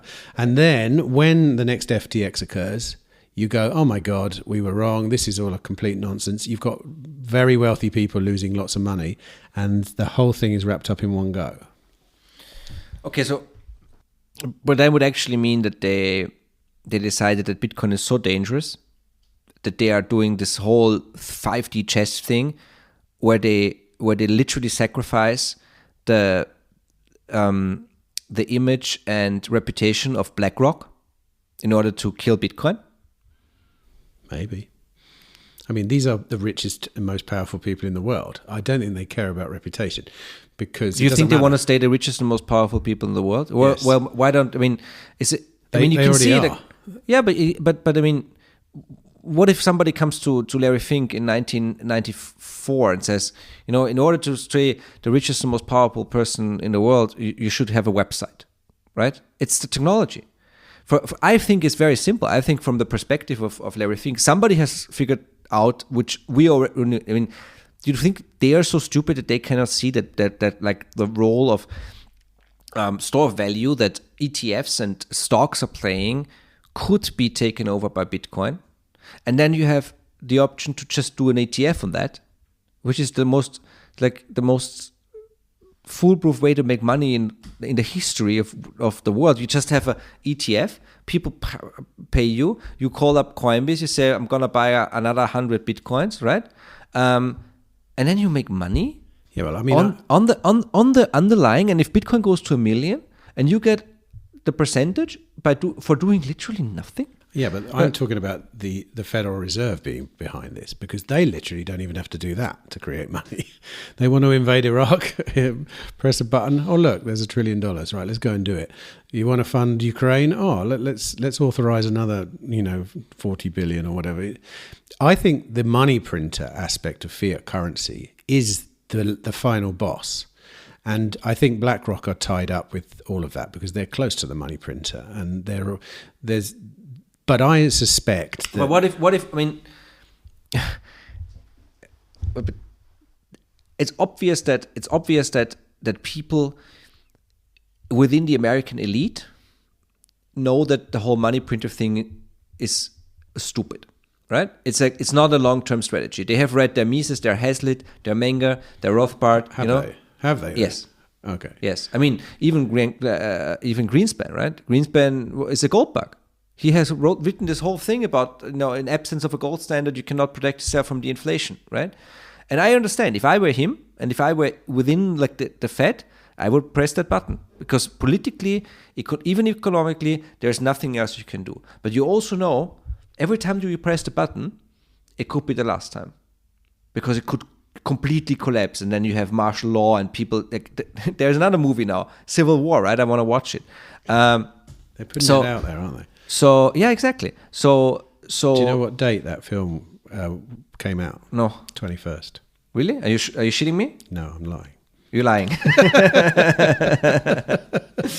No, but I mean, there's this thing. You remember Hank Paulson, right? Rings a bell. Hank Paulson is the guy who came from Goldman Sachs to be the Secretary of the Treasury under Bush II. Bush II, right? And he was the Treasury Secretary during the Great Financial Crisis, right? And there is this thing in a book about him. I don't think it's in his autobiography. It's like there was a moment, and this guy's like 2 meters tall, right? He look built like a bodybuilder. It's like Wall Street, master of the universe. So I think the day of his inauguration, he was literally standing there with there was Bush talking about him, and he was standing there with his hands in his pockets, which is the most American thing to do, if I can remember American things, right? You're on the lawn of the White House with the hands in your pockets while you get inaugurated so. He had this moment during the Great Financial Crisis where he thought that it's really gonna blow up, and he how do you say, he barfed, but what's it? He threw up in his basket, like in the thing. They're people, and if there is a way to maybe get out of this mess, why not take it? If Bitcoin really is the possibility to build a new form of financial system on a digital rail. And it quite obviously is. I mean, it is the monetary layer of the internet, and you have to rethink. Yes, you have to rethink laws. You have to rethink economics. But it will succeed. In my opinion, it will succeed anyway. So if it succeeds anyway, why not be like? Even if the Americans are trying to stop it, what if the Chinese then say, well, this might be a good time to finally ditch the red flag, and we're doing capitalism now, and Bitcoin is going to be the way. What are the Americans going to do then? It's way better to just be in the lead on this, and to you can you can have more control over the story and also profit by not trying to destroy it. But I do agree that and we talked about this. It's absolutely possible that they're trying some sort of gold playbook where they centralize it first and then they dilute it. That is possible. I'm not saying that that's not happening, but I mean, I would say that. It's far more likely. It's an Occam's razor thing, We know they're corrupt because of you just have to take a look at the whole system to realise that it incentivizes corruption. So it's most likely that something like that is happening, right? Something is happening. I agree that part of Bitcoin's game theory is exactly what you're saying. And if you study game theory, this is obvious. There is a point, and I would call that a really big inflection point, where some country publicly announces that they're in, Bitcoin's the way, and hopefully one of the bigger countries at that. And that then, as a first mover advantage, because El Salvador have kind of done that, but they're not big enough to really take advantage. It'll help them immeasurably, but the first big country or block of countries that announces, if the thesis is correct, will be the winners in a way. But my question is then, they may well be. Why aren't America buying Bitcoin now for their balance sheet, if that was the case? Why do it through ETFs which belong to other people?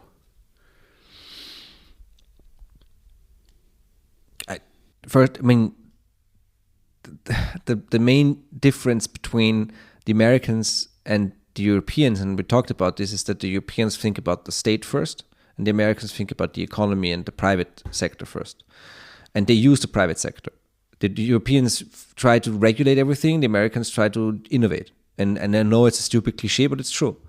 There is no you need to build the infrastructure first. What's the point of just going what's the point of the Fed already has the most important currency in the world. They already own the financial system. They already have 70% of all the capital in the world in the US. So what's the point of just going there and saying we bought Bitcoin now? I don't think that's doing it secretly then. Yeah, sure, but I mean, do you think they are secretly? I don't. It would obviously, make sense to your thesis, though. So a couple of days ago, I talked to a guy from Switzerland, and he told me that maybe this is only hearsay, right? But it sounds plausible. They say that the Saudis are basically building up their own brokerages in Switzerland to buy Bitcoin. And this is the like you said, this is the game theory.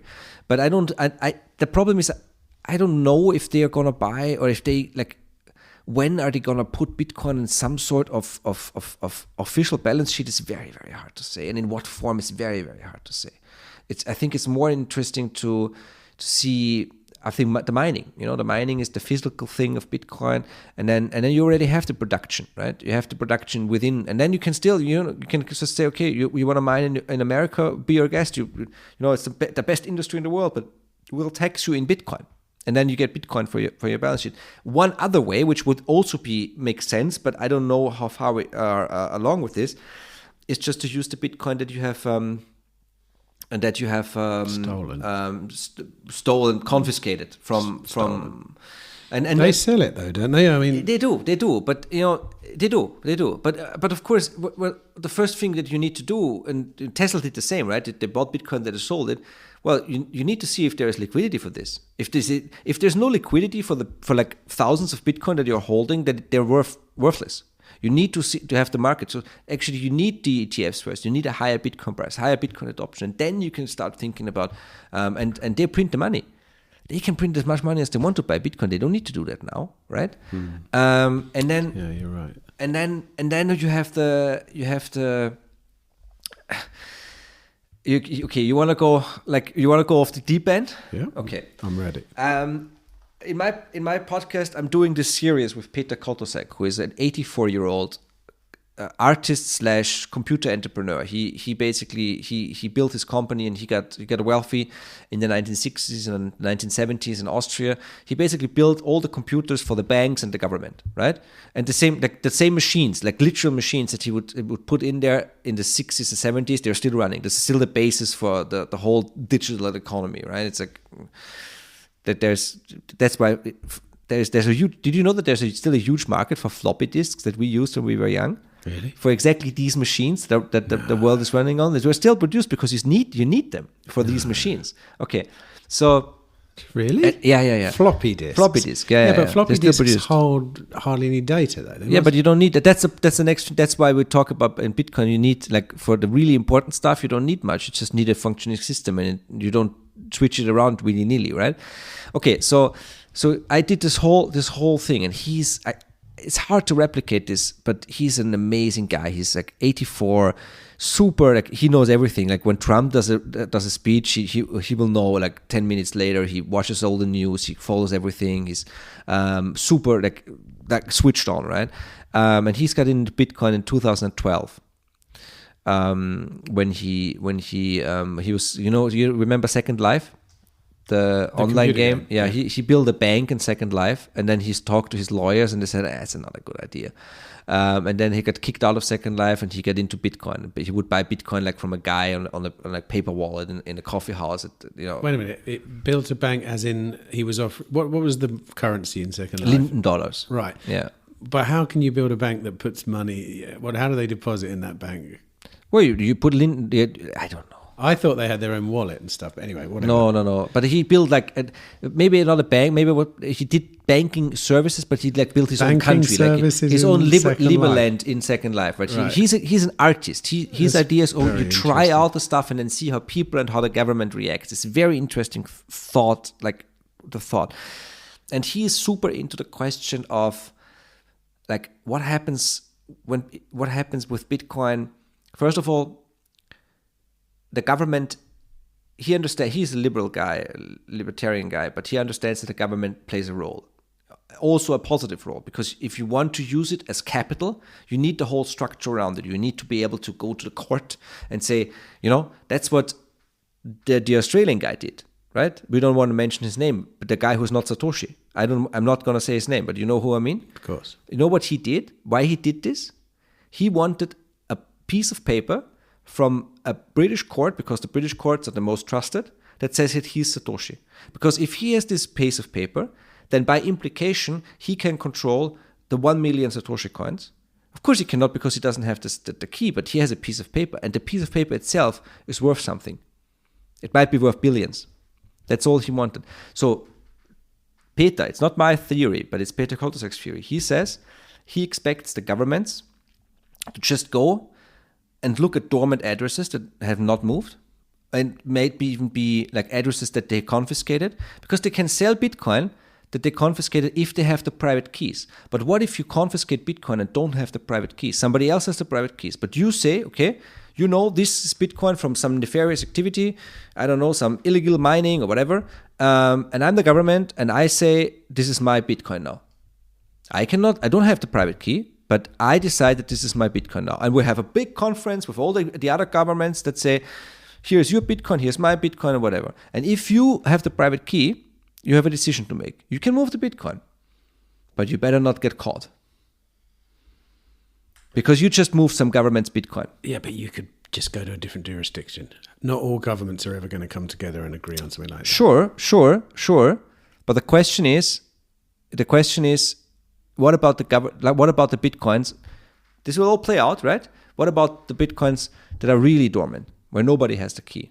The governments can come together and just say, my Bitcoin now. And we have a whole central banking system, and put them on the ledger, and we say, this is on this address, this is the Bitcoin of Germany, and then you have the Bitcoin of the US and whatever. That's one option. The second option is to just confiscate it and never give it back. And it's very interesting to see that Germany just confiscate, and how do they do it? They go to some really old cases where lots of Bitcoin was involved, and Germany just confiscated 50,000 Bitcoins. From who? From guys who did some illegal downloading ring in the noughties, right? But did they get the private keys off them as well? Nobody knows. Do you know where the Bitcoin of El Salvador are stored? I think someone does, actually. That's a bad example, but do you know on which balance sheet they are? Someone published it the other day, I think. Because I asked them, they said no comment. Oh. So the thing is, and the UK, a couple of days later, the UK confiscated 65,000 Bitcoins from some what's it called? Was it the Chinese guy? The Chinese guy, plus token, MLM scheme. So what's the theory behind this? What's the incentive behind this? They're doing it to say it's on their balance sheet. To what? To then issue tokens off it and say this is our No. In order to just basically use it, basically say. But no, if they can't, what I mean is, if it's stuff without private keys, say it's the million Satoshi coins, whatever.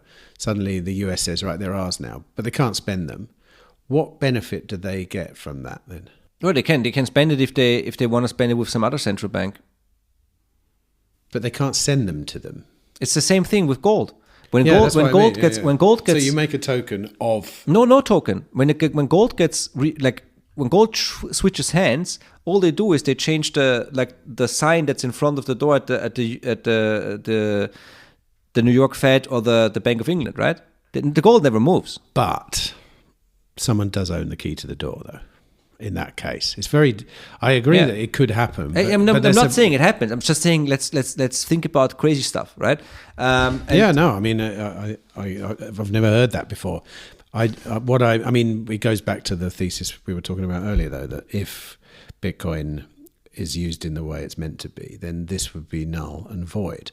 And one would hope that there will always be a vanguard of Bitcoiners who insist on using it the way that you want, and that should create a premium for it. Should absolutely do. Exactly. So basically what we have is, and this is also his theory, but I'm just going to try to explain it. We have three kinds of Bitcoin markets. We have the peer-to-peer, free people using Bitcoin like it's quote-unquote meant to be. That's one part. Then we have the financial Bitcoin. That's an investment contract somewhere in the normal financial system, like an ETF or a future or whatever. That's the financial Bitcoin. That's another part. And then we have sovereign Bitcoin, governmental Bitcoin, I don't know, which is very, it's not very transparent and nobody really knows what's going on. And I think we won't know for a long time what's going on. That's also because you said the governments are, the first one has a first mover advantage, but that's actually not true. Only if you send out the press release, right? But why would you send out the press release? Why not just keep on doing what you're doing, and then when push comes to shove, you can still say here's my Bitcoin, Because you're basically manipulating the market. You put yourself in a position to gain greatly, and then by announcing that you're stacking sats, you're already there. It's like you're already plus you own the money printer, like you say. So you can, as the holder of the reserve currency of the world, you can outbid anyone. Look at the hash rate. Look at the hash rate and compare it with the timeline of the Nord Stream bombing. Look at the hash rate and compare it with the timeline of Europe cutting off a large percentage of Russian gas. Wait a minute. No, I don't. Explain that. Well, they're probably mining a lot of Bitcoin. You reckon? I mean, makes sense, no? But why would they? But why would you mine Bitcoin why would you earn, it's KYC free. Oh, well, yeah. They don't care. 6.5 or whatever, 6 Bitcoins a block when you can just go and buy 6,000 Bitcoins every hour and not necessarily push the market up either. Because that's why Trump talked about the mining, right? Did you read Software? I didn't read it. What's his name? Jason Laurie? I understand the thesis, yeah. I don't know if I understand the thesis, but one thing of the thesis is that basically like the hash power you have within your control, within your country, is part of your basically politically and military strength, right? In a digital realm. So you do need the mining. That's what Trump talked about, the mining. He didn't talk about we should stack Bitcoin in a hardware wallet and put it into the Federal Reserve. He said we want the Bitcoin mining to be happening in the US. So that would be like the physical representation of the decentralized system, right? And of course Bitcoin mining turns energy into capital.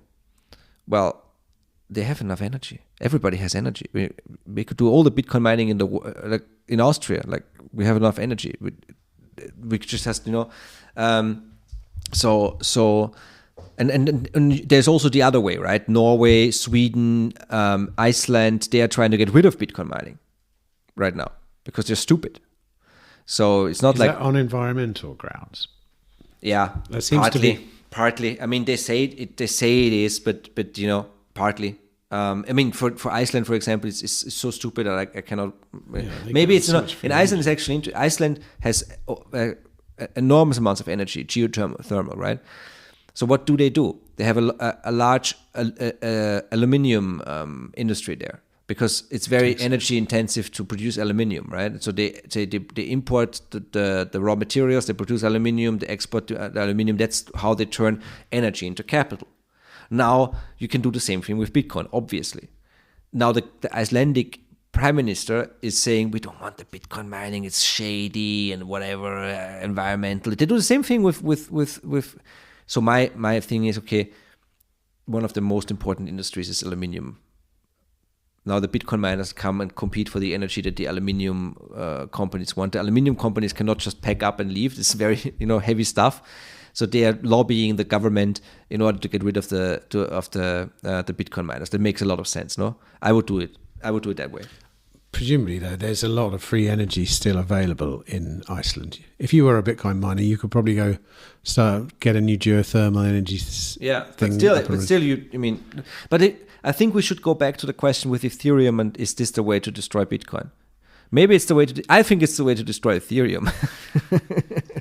Well, I mean, yes. I'm sorry, but there's not going to be a Solana ETF. There's not going to be a Shiba Inu ETF. Do you not think so? No, because from a legal standpoint, the crucial mistake was the futures. Because the futures are the first step for a spot ETF. It's like the first, you put the toes into the water, and they did the Ethereum futures, and that's the reason why for them it makes legally it's hard to say no to the Ethereum ETF. But the Ethereum ETF has a couple of problems. First of all, staking is not going to be allowed, so you're at a disadvantage. Why would you buy an Ethereum ETF if staking is not allowed, right? From a consumer's perspective, from an investor's perspective. So basically, I expect the Ethereum ETF, if they launch, to just not be very successful, and it's not going to be a good look for Ethereum, which in my view is a pointless project anyway. But yeah, I mean, I think it's they lobbied for this very hard. The crypto lobby in the US has a lot of money. We'll see. I mean, it is a free market. I'm not saying anybody should not, do this. And of course, there's one thing we haven't talked about, and that's stablecoins. Correct. Which are pretty useful. I mean, I end up talking about them quite a lot actually, because they offer a really interesting use case that is currently being used. Yes. Trump is not only saying he wants Bitcoin. He also says he's going to stop a central bank digital currency. Mm-hmm. There's never going to be a central bank digital currency in the US. But is that for a different reason, not because Trump's saying that? No, Trump already knows that. That's why he can make the claim. Really? It doesn't make sense for them, because on the crypto rails, the world is already dollarizing. That's why the Chinese and many governments hate crypto. If they do an anti-crypto law in Indonesia, it's not because of Bitcoin. It's because everybody is using Tether, right? Or in Turkey, right? And the Europeans are super like psyched. No, they're like super panicked about all of this, because they know that if they cannot get a digital euro off the track, nobody needs the stupid euro, right? Because if I go online, I can use the dollar on crypto rails, maybe on Bitcoin as well. The US would need to co-opt a stablecoin though. And that would be a CBDC in a way, wouldn't it? Because they can't let Tether be in charge of or whoever. There's how many stablecoins are there? There's like probably hundreds of them now. Well, they tried with USDC Circle, which is Goldman Sachs, right? It's just like the Wall Street stablecoin. I think that wouldn't it have to be the Fed though? I mean, really, think about it. They're the ones that issue the currency units. Basically, put it this way: if the Fed did a stablecoin, everyone would go there. I think, or like a lot of people would. It depends on what that stablecoin would look like. I mean, and if you could use it in so basically, what are they doing? The US dollar is the fiat currency of choice within the whole crypto universe, right? When you go on Binance, when you go on Bitfinex, you don't need a euro Bitcoin pair. It's nice to have one if you really want to buy for fresh euros, but if you're trading, you don't need it, right? So the US already has a footing in there with their dollar. They can let them live or not, but they don't have. If something goes wrong, they can just say, "Well, I'm sorry, but it's like offshore stuff. We cannot deal with that." So basically, what the issues of stablecoins are like shadow banks, right? They're like, actually not shadow banks, like more like free banking. Everybody can print their own dollars, like other banks can also do. But, and this is also important, what is Tether holding to back up the dollars? US Treasury debt.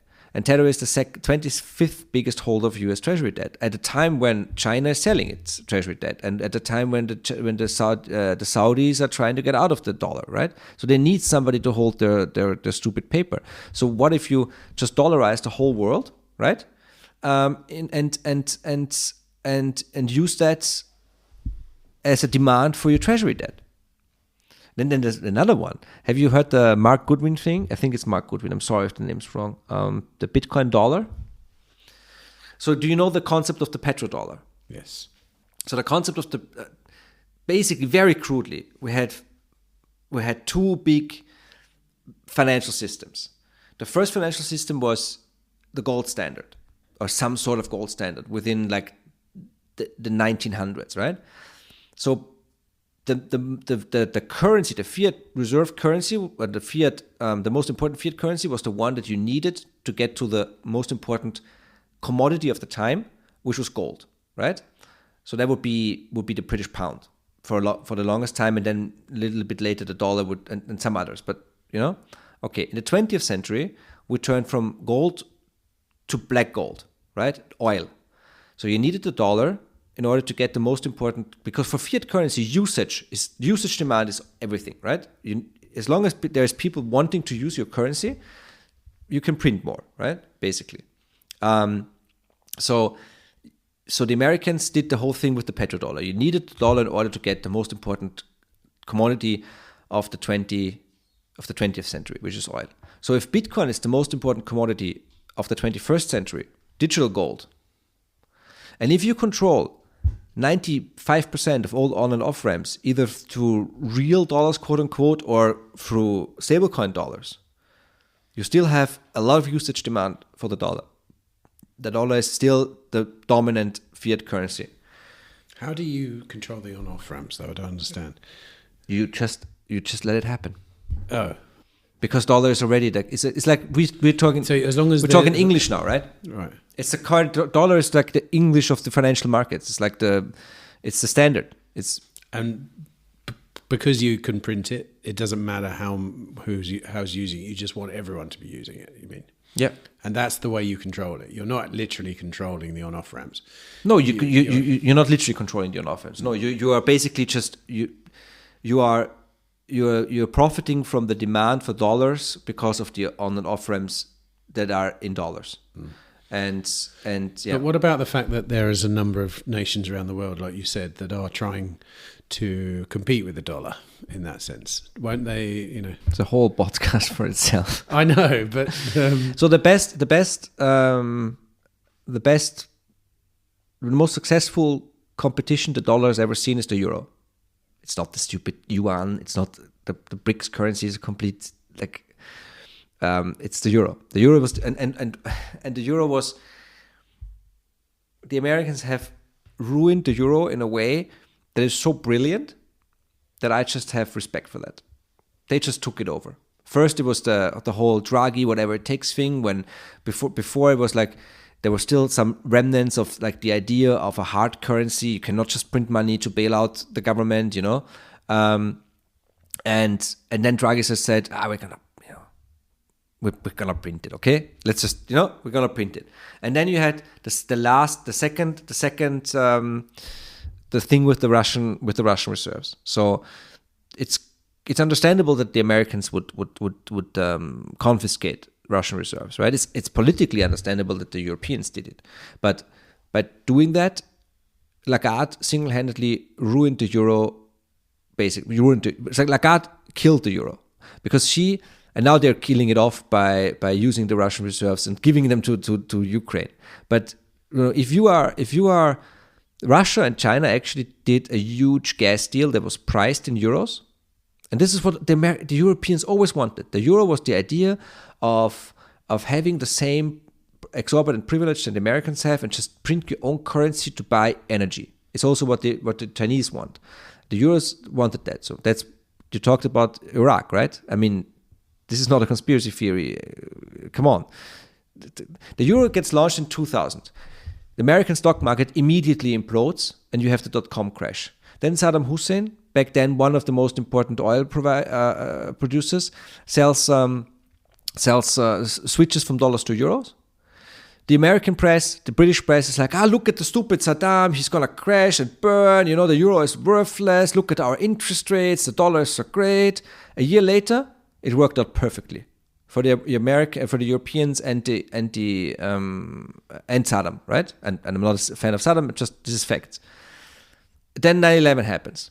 Americans go into Afghanistan. French and Germans under NATO go with the Americans into Afghanistan. After Afghanistan, Bush says, let's do Iraq. And what do the French and the Germans do? They say no. They didn't go.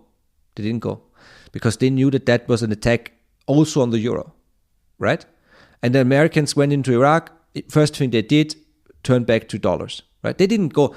Back then, everybody knew they were there for the oil, but then were not there to get the oil. They just wanted the oil to be sold in dollars. That's all they wanted, right? And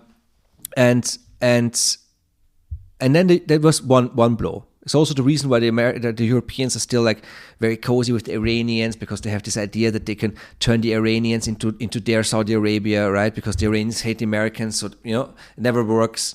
But there's like, they try to build up a whole thing that's alternative to SWIFT that we can use to trade with and that's also the reason why they want the digital dollar now, the digital euro now, because they want their own trading hub that they can use to trade without the dollar system. But then Russia invaded Ukraine. Americans said, we're going to confiscate the Russian currency reserves. The Europeans said, do we have to? Yes, you have to. You have to. So they did it. And a year later, euro usage just falls off a cliff internationally. It's not important anymore. It just goes. And the Chinese and the Russians get rid of the euro, don't use the euro anymore. The euro was the offer. The European offer to the Chinese and the Russians and the Saudis to get away from the dollar. That was always the idea. And it's completely failed. It's completely and utterly failed. And that's why I'm very pissed at the Europeans, because I always believed that this was actually quite a good idea from a fiat money perspective. But the Americans, that's why I say the Americans are more pragmatic, and they're just smart by pulling the strings and destroying this idea, right? Basically, and they destroyed it. The euro is dead. So and then the question is, if the Europeans are not able to do this, how exactly are like Russia and India? Russia and India are basically at war. Not Russia and India. China and India are basically at war. And then they're going to do what? A currency with Russia, China, India, South America. I mean, yes, the BRICS, they are doing this. They are like trying some sort of bilateral, and even the Saudis are now with the BRICS. I'm not saying that they're not there's nothing happening there. But I'm saying that it's a very, very long way. And like there's the Americans are like, they're going to have to, maybe they just full out adopt Bitcoin, and then the Chinese will never get their Mao money into our hands. They have Mao on the freaking banknotes. I'm not going to use that money. I'm sorry. Sorry, Pete Beijing. So maybe, I don't know, but I don't believe that the whole, and I believed it for a long time. I was like, 5 years ago, I was the guy writing about this and saying, the Chinese and the Russians are coming, And maybe I was too early, and now I'm pissed that I was too early, and maybe it's happening. But how exactly is it happening? Because 90% of the financial markets are in the West, Have you written about your theory that America are currently making a move on Bitcoin for the same reasons? Not really, because it's all going so quick. I don't have time to write. It's like it's. I mean, the fact that Trump just talked about this 2 days ago. But Trump talking about Bitcoin, you could see you could sort of. You don't have to step back too far from that to see that as a political move as well, not necessarily as a sort of like 5D sort of geopolitical chess move. But it's fascinating, no? That he realizes that this is actually something that could bring him votes. And it will bring him votes. Dude, I'm with you on that one. What's even better about that is we've been talking about this exact game theory for years, and watching it actually play out in real life is just exciting as hell. Because it's almost scary. I don't know. I'm buzzing from all of this stuff. Have been for years, and because like. As a Bitcoiner, you think long and hard and study long and hard about these things. And there's many components to it, of which, game theory is one of them. But there are some things that we all know pretty succinctly because we put the hours in understanding this. And seeing them manifest in real life is beautiful because they are pretty out there. This whole thing is... in hindsight seems so obvious, but in the moment it's quite an unusual thought to have, that the world is repricing on a brand new monetary standard. It seems ridiculous. Like, why now? Why us? Why whatever? Well, actually, it makes, if you look at it super super from a distance, right? It makes total sense. We've seen the same thing happen with everything else. Everything gets digitized. So why wouldn't money get digitized? Yes. And then you have the question, okay, but the way we know money, we know it like as a national currency thing, right? Mostly. The euro is somewhere in between. But, okay, it makes no sense. I mean, it makes absolutely, if you think about it, it's freaking pointless to have 160 national currencies from like, if you want just a currency. And of course, if you want to go like, I love this, by the way, Tim. This is fun. I have one more deep end. Yeah. What about, people always say, they're going to stop Bukele, they're going to stop El Salvador. The Americans are never going to allow this, But what if they want him to go this way? What if they sit around in the State Department or the CIA or the NSA or whatever, and it's like, okay, well, what are you going to do, with the whole Bitcoin thing? How about we run an experiment? Does anybody have an idea where? Well, how about like some, country that's very close to us, that, is very dependent on us, that's, of course, that's how they think. They did the same thing with Iceland. In Iceland, in the global financial crisis, there was two big experiments. One was Greece and the other was Iceland, right? It's very interesting. And both kind of worked, actually.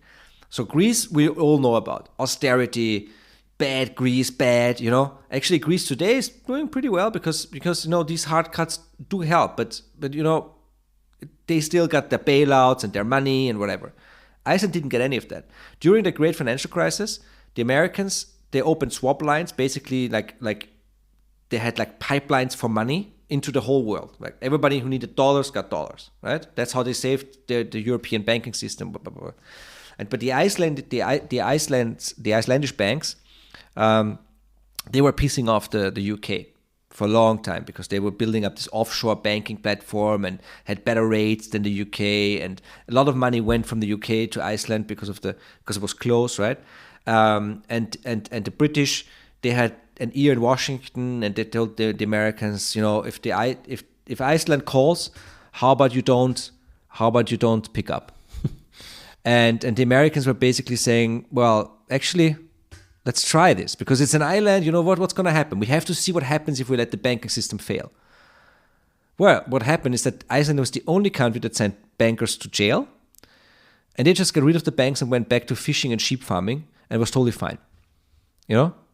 Maybe that's one of the reasons why they don't like Bitcoin, because they got burned in other financial things 10 years ago or 15 years ago. It might be. But because they didn't get the swap line. And they never got a reason. They just didn't do that. So we'll see. Okay, so I agree. Why wouldn't this happen to money? Like you said, the digital revolutions occurred. We can all look back and see quite easily now that the digital realm has been born in our lifetime. It's now being populated and used. It's knocking out middlemen in all industries here, there, and everywhere. The only thing I would say about that is, yes, it's now happening to money. But money is like the final boss of all things. It's not like the music industry or the media or the whatever. It's the framework of civilization and value transfer and all the what is money questions that you could ever ask yourself, which, goes on forever as far as I can tell anyway. And I don't know whether the final boss is in a way defeatable. And the only outcome would be for them to disappear or to just relinquish this unbelievable power, which is, in the case of the USD, the power to create value out of thin air, which is really the biggest superpower on the planet. You can buy energy to run your company. You can invade anyone. You can do whatever you want. I mean, there's no bigger power. The only alternative is to allow fairness to come into the system. This doesn't seem like a good trade-off. So the problem is that you literally get fed. Go on. Look at them. Look at the Americans. Look at them. You literally, yeah. So it's what? It's like, you think they're going to die out from obesity? No, yeah. They're going to die out from obesity and like a rotten, corrupt system if they don't press the reset button. It's if you want to go there. I mean, even if you look at El Salvador, America has lots of horrible crime problems. It's if they. I mean, somebody in the US needs to understand that empires collapse. So what are you going to do about it?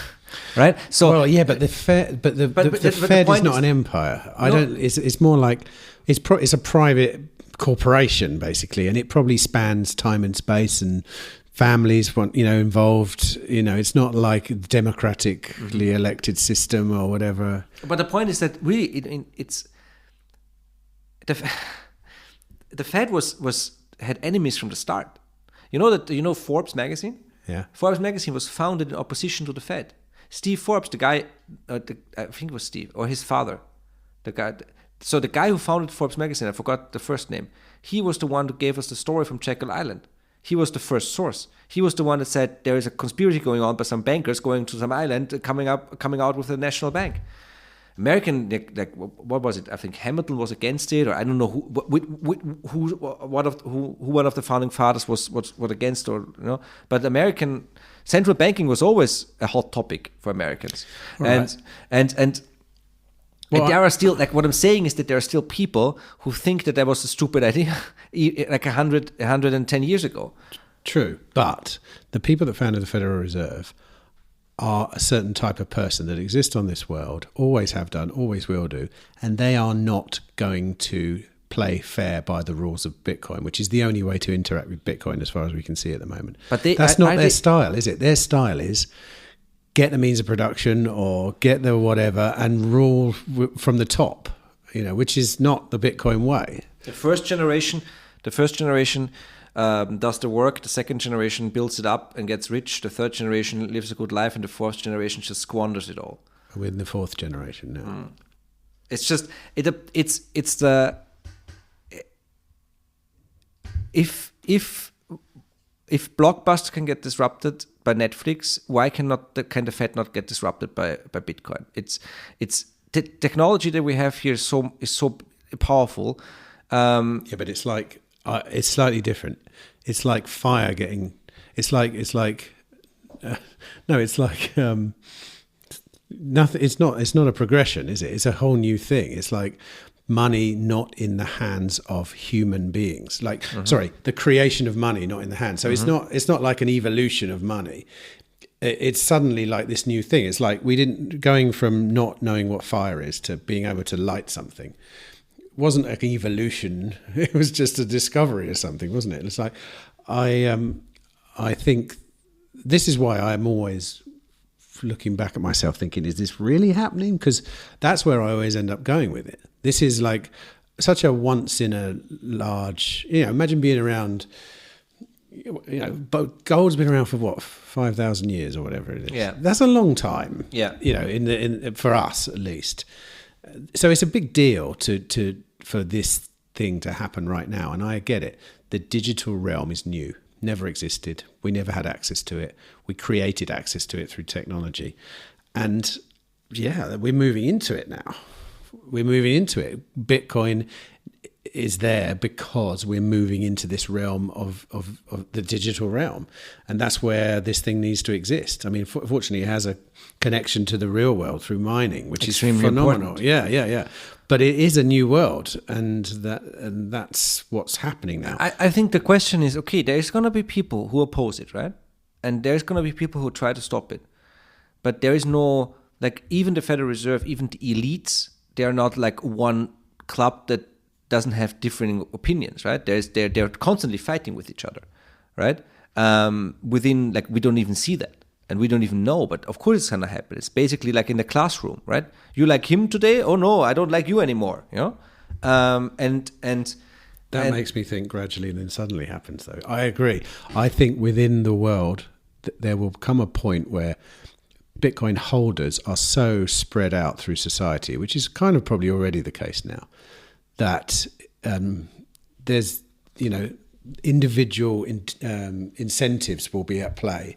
And there will be people, which is what happens. We're all incentivized for ourselves and for our families and stuff. And just because you're a board member on the Federal Reserve, it doesn't matter. It doesn't mean you don't own $100 billion worth of Bitcoin as well. And there's no need for you to have solidarity with the people at the Federal Reserve when when this thing topples, everyone's going to be. I'm in a good position. And these people don't. These people do not understand money. This is very important. I kind of agree with you there. I've seen those videos of people from the Bank of International Settlements trying to explain what money is, and it is, for want of a better word, completely retarded what they're saying. If you talk to central bankers, they live on such a weird planet. It's completely, it's eerie. It's very hard to believe that this is across the board, though, that they really haven't thought it through. Well, but maybe somebody has, but like one person doesn't really have a lot of influence in such bureaucratic institutions that have such political complex systems of I don't even know, like. Well, you don't need to go right down to the source with the current monetary system. You're fine just one or two layers down, because you're just juggling the balls around. And as long as you're winning, it doesn't really matter what's going on deep down. And even the economists, because the economists, I always thought this weird when I as a journalist, like, I never talked to an economist who thought about what money actually is. For them, money is like something that comes out of the central bank, and then their work starts there. And you don't ask questions about the monetary system. This is something that has only been happening through Bitcoin, and as a gold bug who has done this with gold, but I only had like 2 gold bug friends, right? Now I have 200,000 Bitcoin friends, and because people start thinking about this. So that's what I talked about. Like, you need some alternative viewpoint in order to actually see the problem. And the people who work in the Federal Reserve or in the ECB, they don't see the problem. By the way, when you said that the governments are not gonna like give up their power of printing money, that's what they did in Europe.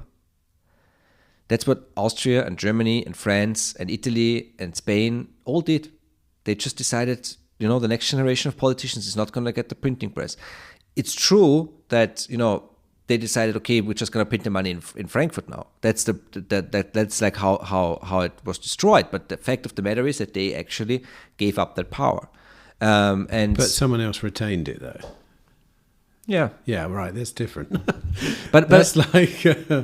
So I don't know. The problem is, it's fascinating to talk about these political things, right? But we don't know anything. The only thing we know is what we can do with our own lives, and I think Bitcoin really works on that level, and I think it's powerful enough today to change the world for the better without huge political concessions, so to say. It's not even necessary. I think it's and I have a hard time not thinking that people who understand that you cannot grow that exponentially forever, they need some sort of solution, and Bitcoin could give them the solution. And if I am a central banker who's shitting my pants every time I press the money, because I don't want to be the guy sitting in the Fed chair when the dollar goes into hyperinflation. I don't know if that's happening. I don't think it's happening, but from their point of view, if it could, it's a danger, right? So if it's there, why not use it? Why would you try and fight it so much if you might lose the fight? I think that the reason I would say would be that when you look at monetary resets of history, they are always a transition into a new world that maintains the power of the incumbents. And Bitcoin, this won't necessarily do that.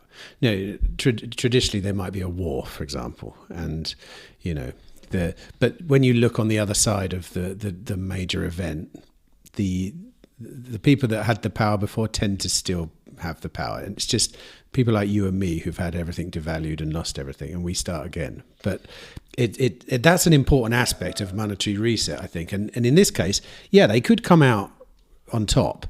But they are being birthed into a very fair system from a very system that was very weighted in their corner previously. So they're kind of losing out in that sense. Yeah, but let's say you are super rich, right? And maybe you are. Maybe you are. So $6 billion, right?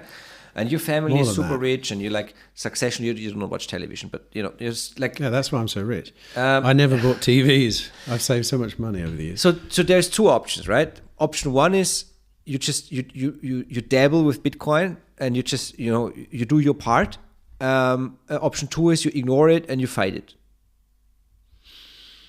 why? I mean, but with option 1, you win either way. With option 2, you might lose.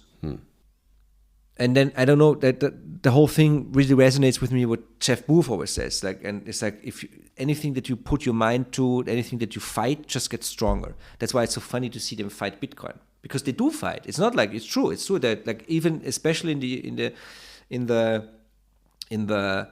EU, in the ECB, they have horribly slanderous articles against Bitcoin.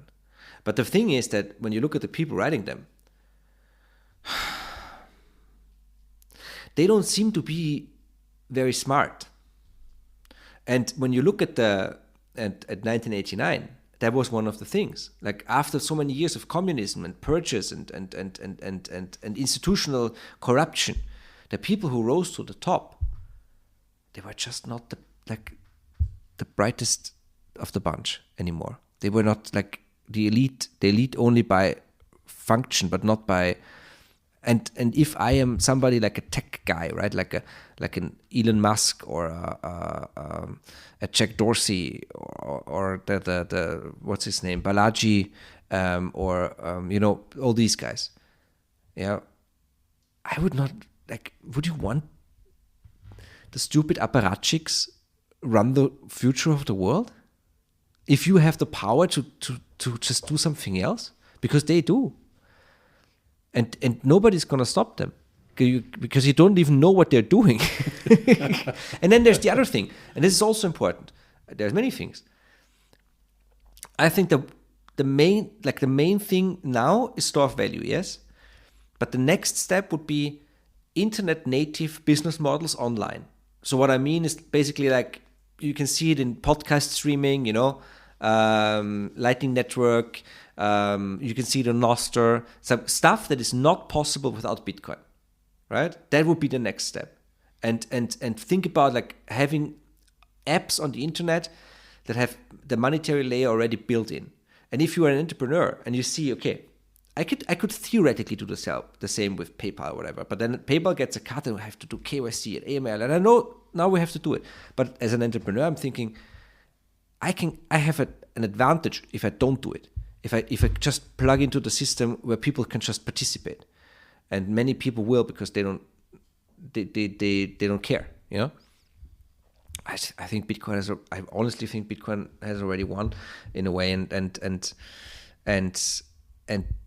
what we see from the governments is that they are positioning themselves to this reality, and even if you want to fight it, Trump's talking about it. I mean, he cannot just do a 180 after. I know that he's a politician, and I know he might not be doing, but he's not gonna say, "I changed my mind about Bitcoin. I hate it now again." That's just. He won't necessarily say it like that, but he might not do what he said, because that's very common amongst politicians, isn't it? To say I'm going to do this and then to not do it, like. But I suspect, I go back to my original thesis that there are Bitcoiners spread amongst society now at every level. And that includes Trump's cabinet probably, and that includes the Democrats, the ranks of the Democrats.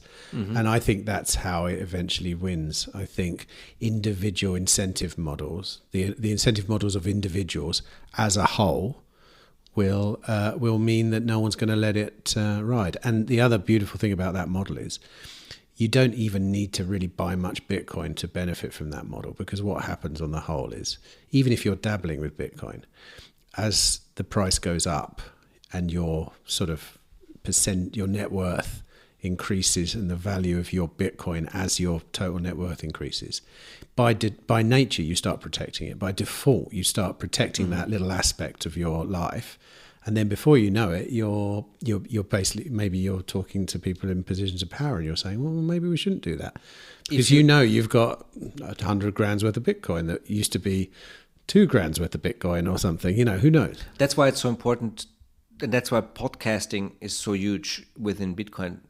Because to reach these people in power, yes, you can talk to them, and I do sometimes, but if they just download the podcast and listen to this, they can make up their own mind, and there's no We don't have that. That's why media is so important, right? If you see this, and then of course you have like opportunities, but I mean this not in a bad way. It's like, okay, look, there's this big thing going on. Maybe I should, risk my career or put my career on this path. It's. I think that exact thing happened to Michael Saylor. He was twiddling his fingers during the pandemic. He had a solution that needed solving, and I think he came across somebody's podcast. I think it might have been Peter McCormack's or maybe Safe Dean's book or something, and that changed the course of everything. And he changed the course of a lot of Bitcoiners' lives, even old school Bitcoiners, when they saw him aping in it changed their view on the things. I mean, even me, seeing someone go all in with that amount of capital helped strengthen my own belief in it. It has to be said. And and look what's happened since then. That was the beginning of all this stuff, including Trump getting up and saying to the Libertarian Congress, "I'm going to protect your Bitcoins." Which, do you remember, even 4 years ago, I remember when people started saying ETFs were on the horizon. It was about 6 or 7 years ago. The ETF story was a very long-winded story. Yeah, but now imagine being here now. Because one of the other things that used to be said a long time ago was, imagine when it's an election issue. But it was as stupid sounding then as it is now, but it is actually happening. And it's not just anyone. It's Trump, the biggest bloke on the planet in many, many ways. Mm-hmm. I mean, it's amazing, really. It is, and it's. I mean, I would not have imagined that it would go so quickly. That it would be. And there's this theory that Satoshi timed like the halvings with the American election cycles. Yeah. And the idea is that he timed it because he knew that the incumbent would always, print money. In order to make people feel good, but maybe it's also to do both. So you have it, because 2 years ago in the bear market, it would not have been a very good political topic, right? You see this with Bukele. Bukele came in, Bitcoin, price goes down. Bukele does not talk about Bitcoin anymore. Now price goes up again. It's Bitcoin because he's smart. It's even like a Bitcoin company. They always wait for the bull market to announce stuff, and then during the bear market to build stuff, right? And I actually, so I do have some friends in the Austrian government, and the day that Bukele came out, I wrote them a text message saying, now is the time to start stacking Bitcoin for Austria. It's actually quite interesting because from a European perspective, because it's not a currency, right? And if you don't see it as a currency, then the national bank is not even it's not even their thing, right? They're not supposed to opine on it but you can buy it for some other balance sheet as a country. You don't have to you can hold reserves outside of the fiat money system, which would also be some sort of restriction on the fiat money system, on the banking system that you have. So it's the whole Trump thing is crazy. It's absolutely insane, and it's gonna be. I mean, are they gonna talk about Bitcoin at the presidential debates? But what the hell? Well, if they have to, because game theory again. It's becoming an issue, So, the Democrats had the option to oppose it because they're opposing Trump, and they kind of did that to begin with, didn't they? I think opposed to Bitcoin. Yeah, I mean Trump opposed it. Since Trump announced it. Oh yeah. Their first stance was opposition because they're opposing Trump. And I think that still is an option for them because it's a risky option. This is where the game theory comes in. Like you say, there's two options. One is you either win or lose, and the other one is you do the same as the other guy. So you're right. And what are you gonna do? What are you gonna do if you for some reason got into Bitcoin and you realized that's the best way of saving your money? Yeah. Doesn't matter how much money you have: 10,000, 20,000, 5,000, 20 million. I don't know. What if you got it and then you realize, oh shit, I'm a Democrat. I always vote Democrat, but now I can't because it doesn't make any sense. Do you want to take away my Bitcoin? And the orange man says orange coin good. So yeah, it's insane. And I also have this is a joke but it's my little joke theory is like America is adopting Bitcoin. They have a strategy, and there's one guy in the State Department whose only job it is to call the Europeans and tell them to do the exact opposite, so that they have even more of an advantage versus their closest rivals within their own bloc within the West, right? Because the Europeans, again, are not doing it, and nobody's talking about it. There's no debate. There's no political issue. And the Europeans don't even talk about, the surveillance state that Brussels wants to, with chat control and encryption. They want to break up encryption. Makes me very sad. So I don't see any hope within the EU, Europe right now for Bitcoin or liberty at all. I don't know if that's going to change. I don't know. But in America, you have this direct line and there's so few topics on the table that he would put this on the table. Tells me that he literally said it in his first speech. He said to the 50 million Americans who hold crypto, and he says like if because some of them would have voted for him anyway, but the others might now reconsider. So, we don't even know, is he going to even be the candidate? We don't even know that, right? There's so much going on. It's like, I don't know. I don't know. I think the overall, the sense I get from people who don't know it very deeply is Trump's going to win, and he's winning for two terms. That's the kind of meme at the moment. I know that's probably 2 terms. Yeah. That's impossible. Why? Can he do another 2 terms? No. Consecutive. You can only do no. I don't know. Yeah, don't call me on it. I'm not up to step. I'm not up to. Well, yeah, I did. I heard someone say it the other day. He could be in office for 8 years. No, I don't think so. But maybe, I don't know. Yeah, we need to talk to some Americans about that. I'll probably cut that out. Makes us both look pretty stupid.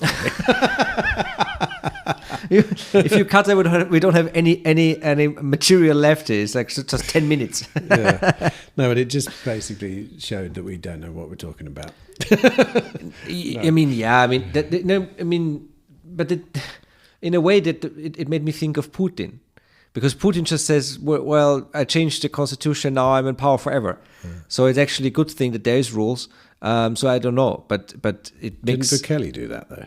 I don't know. Of course, yes, I think he that's always the problem with when you have too much of a personality cult, and of course, the whole Bukele thing. The thing is, right, I have absolutely South America. I've got nothing against people doing long terms. I think that's, from my perspective, the only way to think long term is to have a political system or a governance system that allows long term thinking. And to be honest, that's either a monarchy or an autocracy on the whole, because the democratic system can go backwards and forwards every 4 years. No, I have to disagree. Really, I do, because when you look at the democratic system, you need some sort of input from the people, and even in a monarchy or in a dictatorship, you do need implicit support by the people, in order not to get killed. But democracies are way more dynamic, and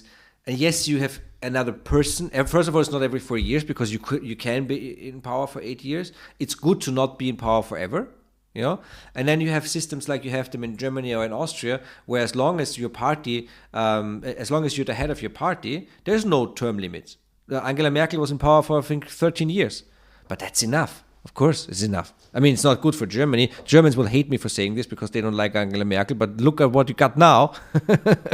But yeah, the whole democracy versus monarchy is... Well, not even monarchy.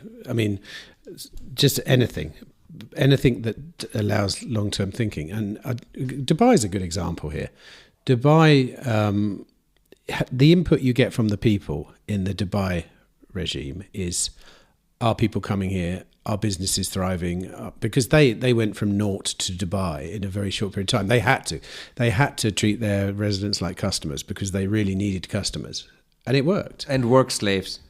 Well, there's another issue, and they build like the tallest building in the world, but it doesn't have a connection to the what was it called, sanitation. Like there's no pipes, there's poop trucks, right?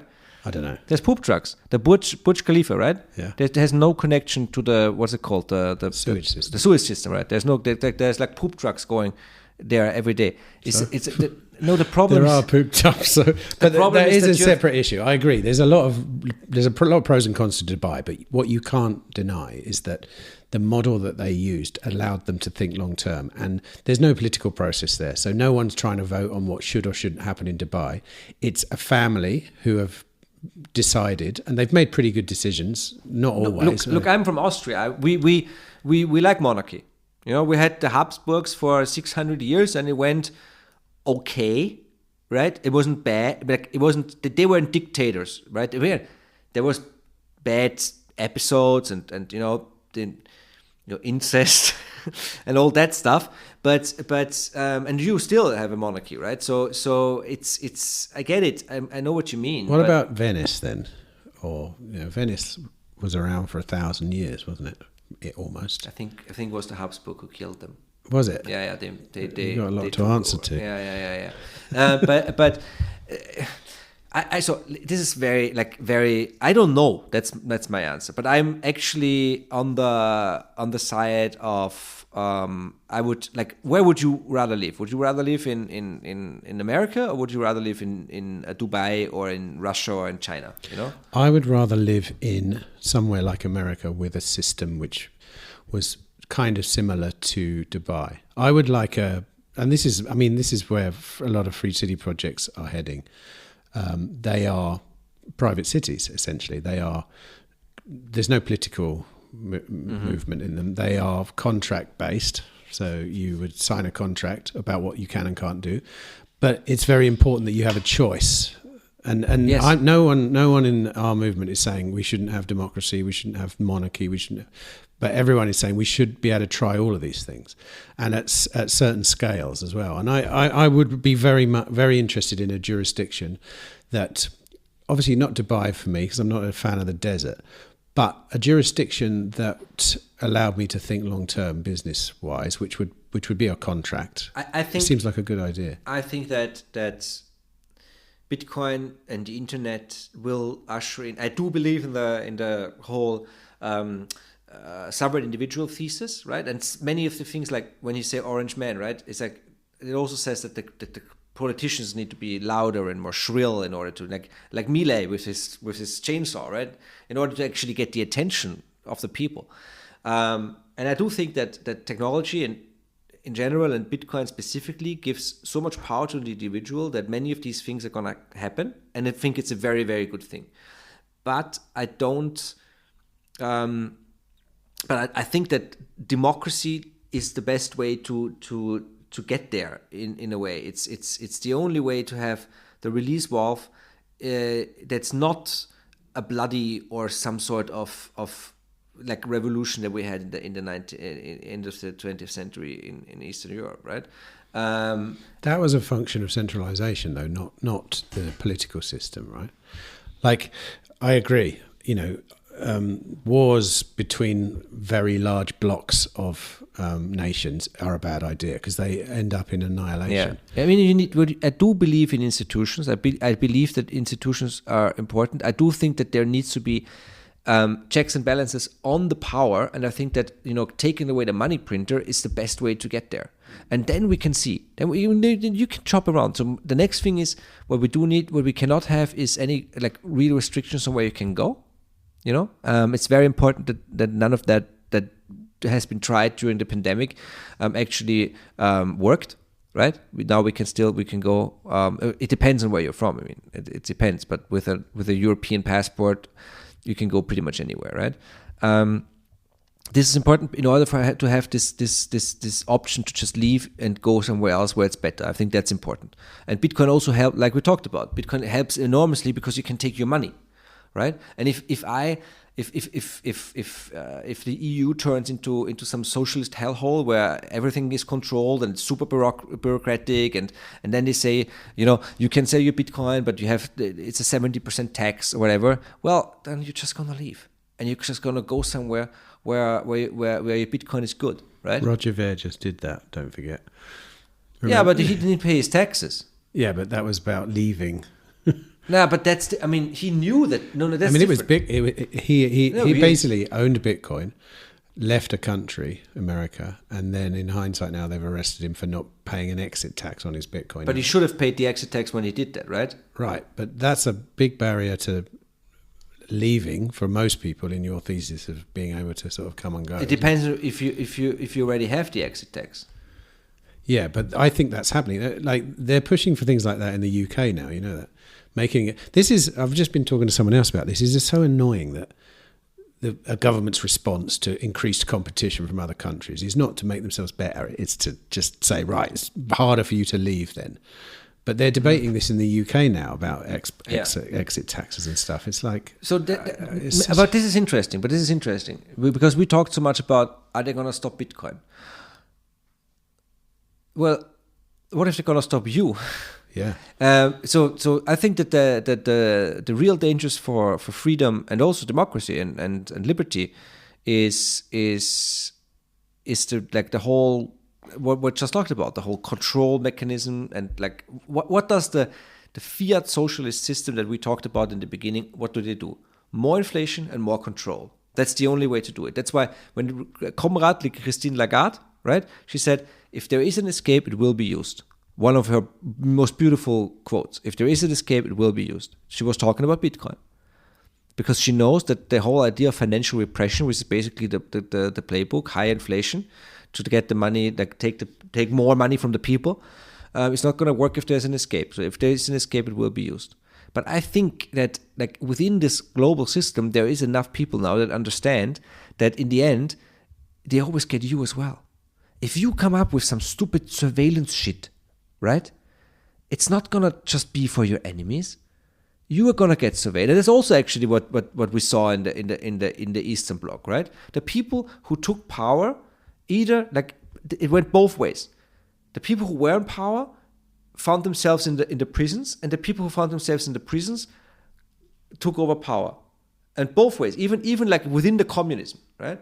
People who were beaten to death in Hungary, 2 years later they're suddenly prime minister, right? And almost beaten to death. So I hope that we can find a way when it's so obvious, where like there is a way to prosperity and a positive future for humanity. I mean, after 3 hours of talking, I think we can go there and talk about them. And then there's a way of destruction and death and taxes, basically. And of course, there is people who want, like, the people who cannot think of for themselves and think of like the collective and the state first. They will always opt for, before I let you be free, I kill you, right? But we have to work, and I agree, maybe free cities or whatever. But that's one way of leveling the playing field and having options, like giving people options. So that's. And Bitcoin is the most powerful thing, and the money is the most important. Like, I'm a journalist, right? And for me, that's what I also say on my newsletter. That's why I called my newsletter "Fix the Money," right? It's like, this is the most important story of our lifetime. And I can say this on this podcast. I never said this on Twitter, but it is also more important than climate change, because people don't believe that, right? Well, yeah, that goes without saying, I think. Well, it underlies... Yeah, for you. No, but the money underlies everything. That's the point. If you have a corrupt monetary system, then the repercussions of that's the base layer. Yeah. It filters into everything. Yeah, but only if you use your brain for thinking about these things. Yeah, but let me tell you, 5 years ago, people thought inflation was part of a healthy economy, and now there's still people who think. Yeah, there are still, but there are a ton of people who understand that, inflating the money supply is inflation. That never used to... You'd be surprised to... I've spoken to someone and gone, wow, that little snippet of information has made it out almost into real public domain. And it wasn't even there 5 years ago. Yeah, no, all these things are going to come out. And this is why information is so important. Yeah, the internet. The internet has been the... It's like on par with the printing press, right? Yes. The freedom of information is bigger, actually. I mean, on par with like the potential changes that it brings, like long term. Yes, it's bigger. It's bigger. I think Bitcoin is even bigger than the internet. I don't actually. I tell you why, because I think the internet was the invention of it's a frontier, okay? It didn't exist before. We had no way to access the digital realm until we started inventing all these little boxes full of technology. And all that's happening is people are starting to colonize this new frontier. That's why in the beginning it was a complete Wild West. And already people have started coming in saying, we want to regulate it, we want to stop people doing this, we want to stop people doing that. And Bitcoin couldn't have existed until we had this new realm. No, I understand. So actually, I think whilst Bitcoin is a phenomenal thing, I think that's like you would be comparing this world to money. You're right. It's fair enough, and it's also a pointless discussion. It's like, what's the better football team? Is it Liverpool or Manchester United? I don't know. You also don't know that. No. You don't watch television and you don't know football. No, I'm a nerd probably. But anyway, look, mate. 2 hours, 58 minutes. I'm losing my voice.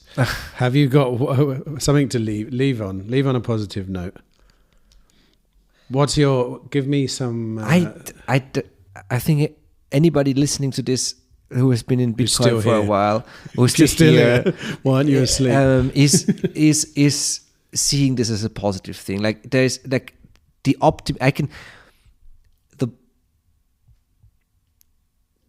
it's a very, very cheesy quote, but it's very, very true.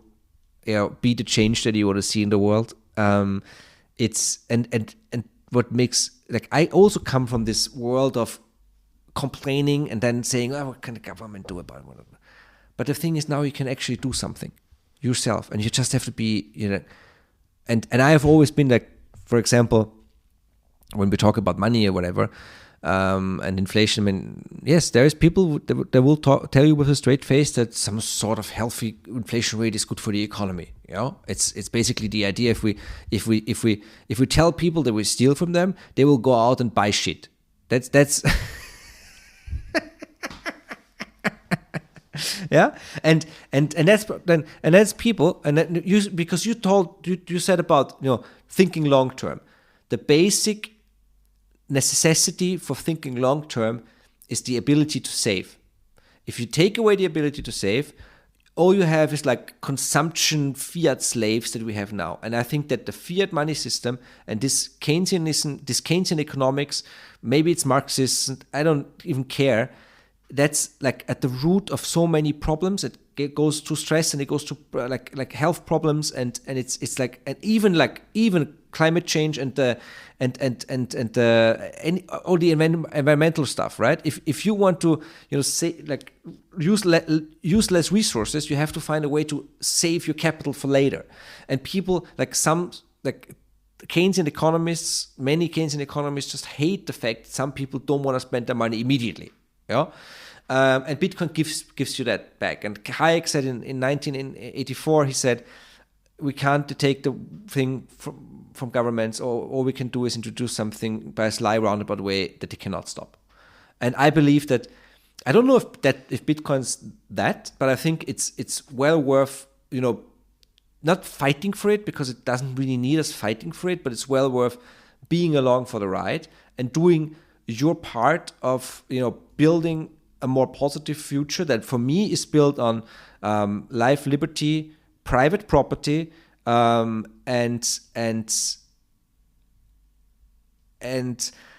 I think we can do it. I really now I think we can do it. I think we are already doing it. And yes, I'm also like, if I go on Twitter, I get depressed, and if I see what's happening in Brussels, I hate it. But at the end, it's our life, our decision. We have to do something about it. Complaining is not enough. Thank you for the invitation. If you want to find me, you can find me on Twitter at Niko Jilch, or on my Substack is fixthemoney.net. I do a podcast now, like almost every week. So my English channel is like my hobby. So my plan is that I'm going to, like with AI, in a couple of months, maybe years, I can take my German content and put it on the English channel and vice versa. So that's why I'm doing this. But I love doing the English stuff as well because I can get in touch with so many other people, and the fact that I get talk to the brain power within Bitcoin is absolutely immense. Sure, there's also a bunch of idiots, lovely idiots, and maybe I'm one of the idiots, right? But it's like the people in the Czech Republic and in Poland and in Hungary in the 1990s or 1980s, we need something to strive for and some positive alternative, and I think Bitcoin is the basis for this. Niko, thank you. Thank you, Tim.